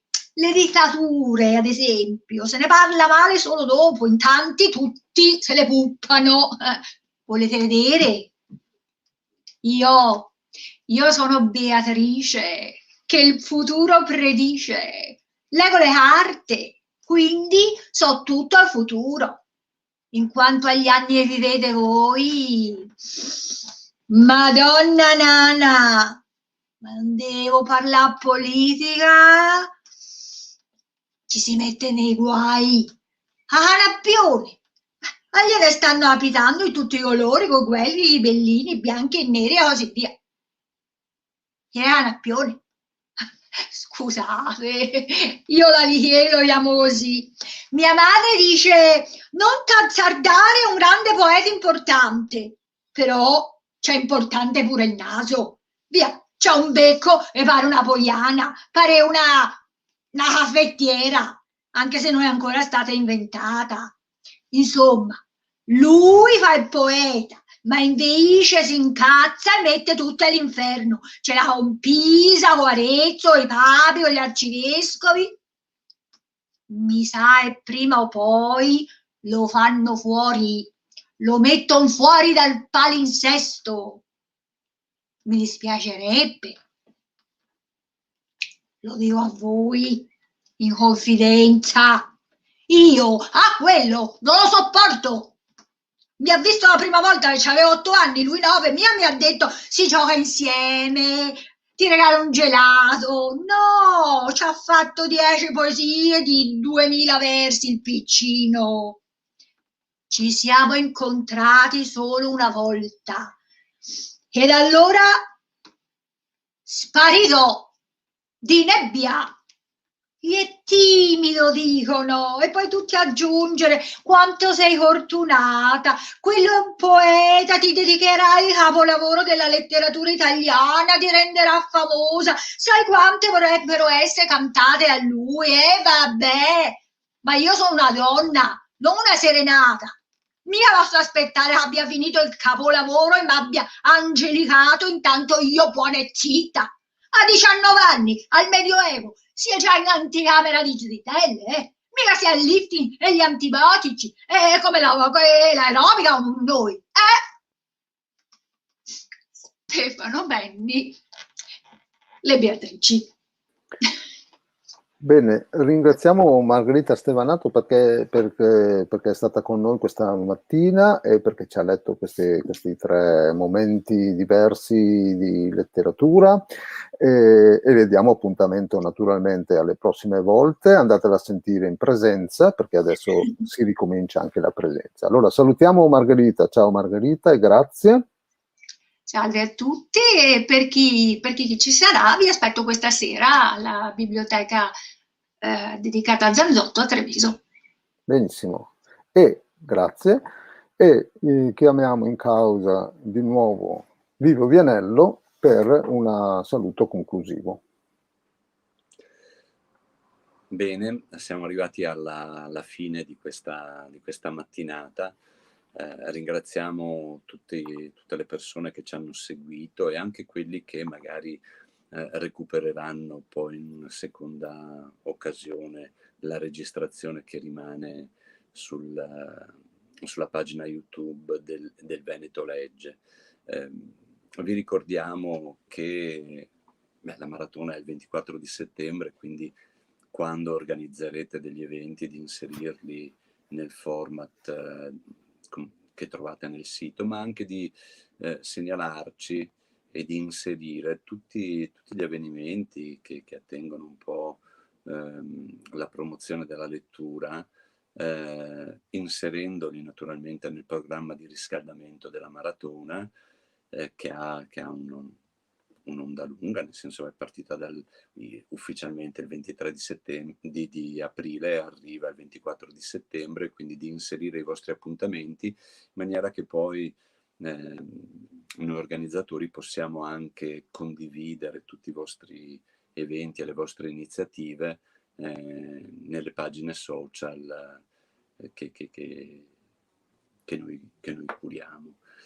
Quindi grazie ancora, ringrazio Oreste Sabadin anche per il lavoro di musicista, le sigle e le musiche, e ci lasciamo con il video promozionale della maratona e quindi buone letture, buona maratona a tutti. Se avete delle cose, i canali delle cose da chiedere, i canali per arrivare a noi li conoscete, dalla mail che trovate nel sito ai canali social.